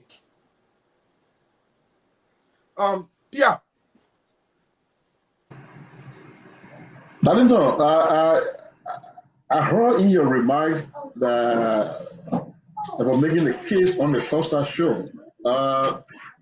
Are you sitting in for a while Costa on the sabbatical? Yes, I'm sitting in temporarily. I'm trying to manage my schedule. You know, okay. I'm very schedule can get tight. You know, I live here and you know, and all of the other issues, you know, personally where I come from, and factoring that in also is a lot. But I'm going to be sitting temporarily on the show. Okay, I just wanted to get that clear because I heard you say impossible. And then Stephen, they don't all of you the way men can talk or women can talk or. Oh, they say man. No, I'm talking about both men with a brain poor men and men, woman and woman. Same men can talk or woman can talk or.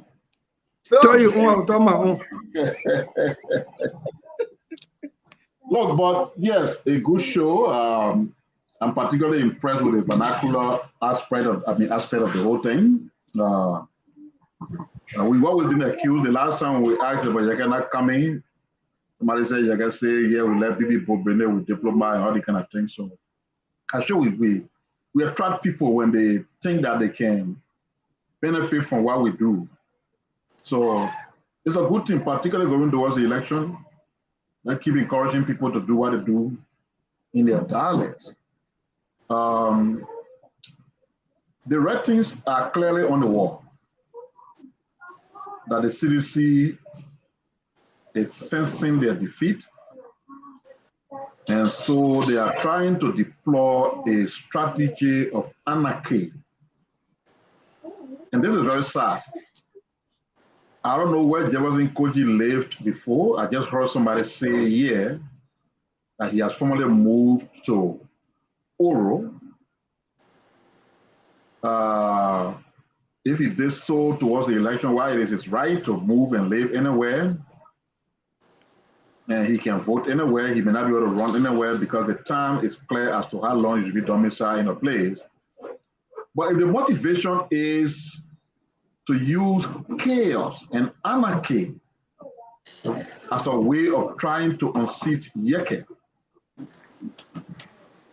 is utter stupidity. And for people like him who sit in government offices, we expect them, even if they're not educated much, to have common sense. All of the violent actions he's in, everything that is happening in the country, he's always accused. And you would think that he would sit in the corner as young as he is to reflect and see how he can put himself together. But everything that has to do with violence, he's in it. He's forgetting to know that I listened to a loud press conference where he said he's a very religious person. He did, whether you are blaspheming against God, I don't know. But if you are a very religious person, then you should know some of the things the Bible says. The Bible says the wages of sin is death. When you keep doing evil things, when you keep jumping into evil, sometimes the end will be nasty because the Bible doesn't lie. And don't forget that the Bible also says you reap what you sow. If you've chosen in your life to just be sowing anarchy, chaos, gangsterism, violence, killings, destruction, so shall you reap. Because the Bible does not lie. Take a break, reflect, and see the life in you, what you can do better with it. You cannot be a senior official of government and leading a campaign of violence moving towards the elections. Look, you got a lot to lose, Jefferson. You and other people you're stealing enough, you got wealth, you got property. When hell breaks loose in that country, it is people like you that will suffer most. Yes, the ordinary people can suffer. Some of them even get kitchen for themselves. That you will lose those properties that you've amassed over the years. I know it's hard for many of you because of the evil you've done. You cannot imagine yourself being out of power. And therefore you think you should do everything within your power to remain in power. But hey, please understand that the only people who can keep you in power are the Liberian people through their votes. Your reign of anarchy and terror will not help you. Stop it, because the end could be bad. Thank you, Stephen. Thank you, Pierre. Senator, take us home. Thank you. On Sunday, like we do regularly, Sunday from 7 to 9 p.m., there's conversation with Senator Dillon. I will speak to a lot of issues, training issues, where I do my monologue and then interact with the public. But I just want to say something. I'm calling for calm with everybody while we are all urged to have Ambassador Boakai to name his running mate, because there are a lot of other things tied to that. Legislative seats, motivating the country, and all that stuff is tied to that. We look forward to him making a decision that will be in conformity with his own philosophy to think, love, and build Liberia. I believe that strongly that his decision will be in line with his philosophy, that we should think, love, and build Liberia. Anybody who wants us to think, love, and build Liberia, anybody who developed that kind of philosophy, which is very strong and huge, the decision coming from such person, we believe will be in line. Everybody has the right to aspire. Everybody has the right to want to be. Everybody has the right to have people submit their name, suggest their name. The appointing power, the decision is left to Boakai to make. I want to call for calm among all of us that have demonstrated some level of support to Joseph Boakai. Those of us leaning toward Joseph Boakai, those who are not members of UP supporting Joseph Boakai, let us remain calm. I don't think Henry Costa has committed a sin. I can only hope that he will remain calm and let us not rock the boat. Let us not rock the boat. Let Joseph Boakai's decision determine the desire of the people to decide Joseph Boakai's fate and the country's fate by extension. There were people who were pushing me to run for president. Some think I'm good for vice president. That's their thought. That's their view. That's their desire. I have repeatedly said from 2019 up to today, no, I'm not ready. I'm not prepared. I haven't gotten the experience. But it is me, Tyrus Dillon. People making palaver with Henry too, getting in feelings and making palaver with people. Let's calm down, my people. Let's exercise tolerance. Those of us who are adults in the room, let's play the adult role to calm it down. And let's hope that Joseph Boakai will make the decision sooner than later. Nomination is June. Nomination of candidates is June. We are practically out of March.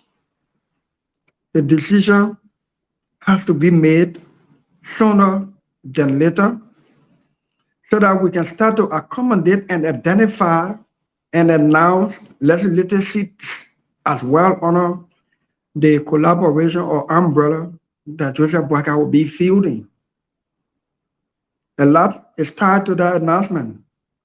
And so I will continue to encourage the old man to do the needful Sometimes they say hurry, hurry, bus trouser. But the only person who came very late, who acted very late, but redeemed the time was Jesus Christ. When he went to Mary, when Lazarus died, Mary said, hey, Jesus, if you had come 4 days earlier, my brother would not have died. But Jesus being God, he's never late. So he resurrected Lazarus from the dead. There are some good decisions, but when taken late, and because we are not gods, it's difficult to repair. So we urge Ambassador Boaga to speed up this thing. And at the same time, we're calling for calm. People who want Henry Costa or anybody else to be named running mate, it is their right. Let's not make fuss away. Let's not break this thing down. And let's not allow George Weah to feed on anything of such. Where the president is troubling. We don't know what's happening, no information to the country. I know some things as a senator, as member of the Liberian Senate Committee on Security, Intelligence, and Defense. I have a responsibility to keep some things classified if it is security related to the extent. But a word from the president's delegation we should say it. They should say it. So I want to thank you, all of you, Pia, Stephen, Jupa, Reverend Moore, Darlington, Jerry Nyimpa, Daniel San, all of you who are regular on the show for keeping up. We will add 8 more radio stations in the coming days. We are making those arrangements. We'll add 8 more radio stations in the coming days so that we can have a larger radio audience across the country. Our people are yearning for it. We'll make the sacrifice in that direction. Again, I want to say safe flights to the political leader of our party, Senator Nnamdi Kanga Lawrence, who's in the air right now, airborne to Washington, D.C. as official guest of the U.S. Congress, the House Democratic Committee. She will be in there for a few days. In closing, I will pick up on the information provided here by Reverend Moore regarding the police officer who was allegedly shot. And then I will give you guys word or information about it on Monday, God willing. Yaka Koluba, I am predicting from everything I'm seeing, Yaka Koluba will win the biggest, the largest electoral district number across the country. Yaka has stood for his people. He stood for the country. He's sacrificed a lot. In fact, he's the most intimidated, the most harassed, the most threatened Liberian public official, simply because he has a different view. Yaka Koluba is being rewarded by the turnout in his district, by people to register to vote. We will continue to encourage our people across the country to register to vote. God willing, I will see you all on Sunday, 7 p.m. to 9 p.m. and you will hear a lot from me. Thank you. God bless you. Thank you, Senator. Thank you. That was the voice of Senator Darius Dillon. Earlier, you heard the voices of Jerry Lincoln, Pia, Darlington, Collins, Michelle Jupo, Reverend Wendell Moore, and of course Jerry Nyimpa. You know, I'm a Christian and I've been in the church all my life. Sunday school. One of the greater teachings of Christ that I take cue from is Sorry, Steve. I owe it to our people. On Sunday, tune in with me. You hear full detail on the Liberty Party issue at the Supreme Court. We have final arguments on Tuesday this week, and ruling is reserved for the next few days. Join me on Sunday, and I will give you details. Thank you, Senator. Yeah, a lot of people are asking that question. One of the teachings of Christ that I take very dear to my heart is when he talked about being great. The Bible says, he says, "He who is greatest amongst you shall be your servant." So when you look at that verse, it talks about one elevation and it talks about serving. The higher you go, the lower you come down. The higher you go, the lower you come down. And so I tell people, take cue from these things. The Bible teaches a lot of things that you take cue from. Leaders are servants. And the most successful leader across the world are servant leaders. And you, Senator Ray, you're a glaring example. This is why you worried when you misbehave. You worried that because you have people to beat on you. You're right on this class. We don't let you off the hook. We have issues with say here. And this is the beauty of this show. We come here with our own views and we express them. We express our views. Whether they're in the interest of those who support or not, we have to say. We have to say. And on that note, I would like to end this show. We'd like to say thanks to all of our callers. Thanks to Ambassador Parker, who had called earlier to talk on the show. Thanks to all of our folks who brought the dialect portion of the call. Thanks to everybody in the comment section. Thanks to Radio Bourgeois, FM 98.1 in Montserrat, Premier FM 98.1 in Banga, Radio Tupa, FM 89.1 in Grand Paso, Voice of Lofa, FM 99.3 in Lofa, Radio Joy Africa, FM 97.5 in Majidi, and of course, Voice of Compa, FM 106.5 all the way there in Compa City, Nima County. This has been... Jupor staying in our studio for 4 hours. The show is 4 hours, 2 minutes as I'm seeing. But we're closing up here. You don't want to delay here now. Huh? You understand what I'm saying? Why you got delaying? I'm not saying after keeping a young man off for 4 hours and today being weekend, you're looking away. Then that delay? Oh, okay. I thought you were... No. Y'all look the man wait 4 hours. Yeah, y'all gotta send the man Sunday and the man gotta go home. No. Pia can say y'all. Pia must start it then we end it.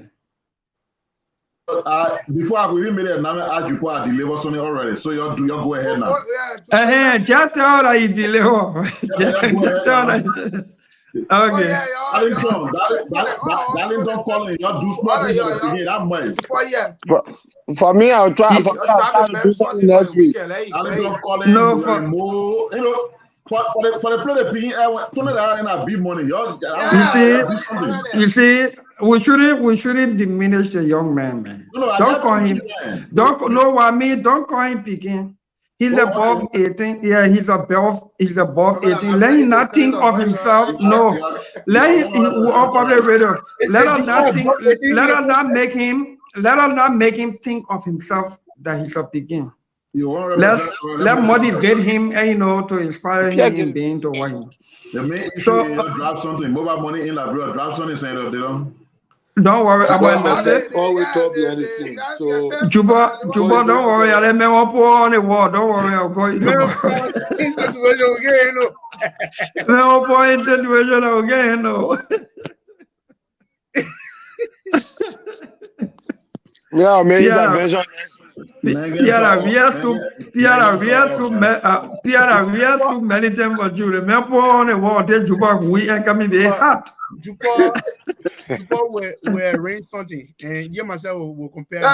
Jupor, your brother Curtis say must say your number, Curtis Dolly. So you see what we're talking about, Steven? You see what we're talking about? But Jared Nipa too, man. Let know Jared Nipa where that man in South Korea there. He's the man.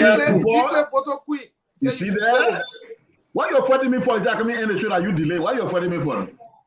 And you get to watch on right now, after 1 minute to listen. Text on the screen. Text on the screen. Text on the screen. Sitting on the screen. Okay, so y'all do Juba that. Y'all do Juba that will do Jared Nipa. All right, yeah, no problem, good. Yeah. My man Delon, you have not paid dues for some time in the upper room. You know it, I know. I come in May, don't worry, I come in May. We'll renew the upper room accord. You gotta pay your dues, though. Yeah, man. I come in. It will be a good one. Yeah, no, Jerry, I will push you up tomorrow. Yeah, but you know, when they break it, then you in the net on that side, but don't worry, we'll hook up. Okay. Selena said, Jupor smile. Why now? Let me tell you something about the Jupor man. Let Jupor man get some strategic woman on the show here. Jupor text on the screen. Text on the screen. Text on the screen. Jupor man, no. Pia Jupor guy, woman strategically, the very consistent way. Yeah. So, but if calling Jupor picking and Maple saying something, then we gotta keep calling him picking. You see the other, you see the party in here, techno. Okay, guys, we have to go. I have to go. Take those information and make you Jupor. Yeah, you got them. So, guys, it's been a great show. Thanks to you all for coming. Most of the time when you're done, actually playing the show, that's when it turns out to be the best. Yeah, right. Yeah, right. Today's show, I think, was one of the best shows we've Let's not forget to always appreciate Senator Prince Moore for allowing Prince Moore Premium FM to air the show in Bon County. Yeah. Senator Moore, yeah. I spoke to him the other day. He will come on to talk to Bon County people for the registration. In the second I'm concluding with Senator Jonathan Borchard so that he can link us with a station in Riwaji County. Okay, all right, that would be nice. Yeah, right. Yeah, that would be nice. Using your senatorial links, huh? Yeah, senatorial link. Right. Oh my God, it's been a great show, man. I've been your host, Stephen Johnson, saying goodbye. Have a wonderful Stephen, what a balance sheet out. Well, come on, I ain't being the extra. Guys. Okay, guys. All right, my people, take it easy, man. Bye. Yeah. Bye. Let me wrap up.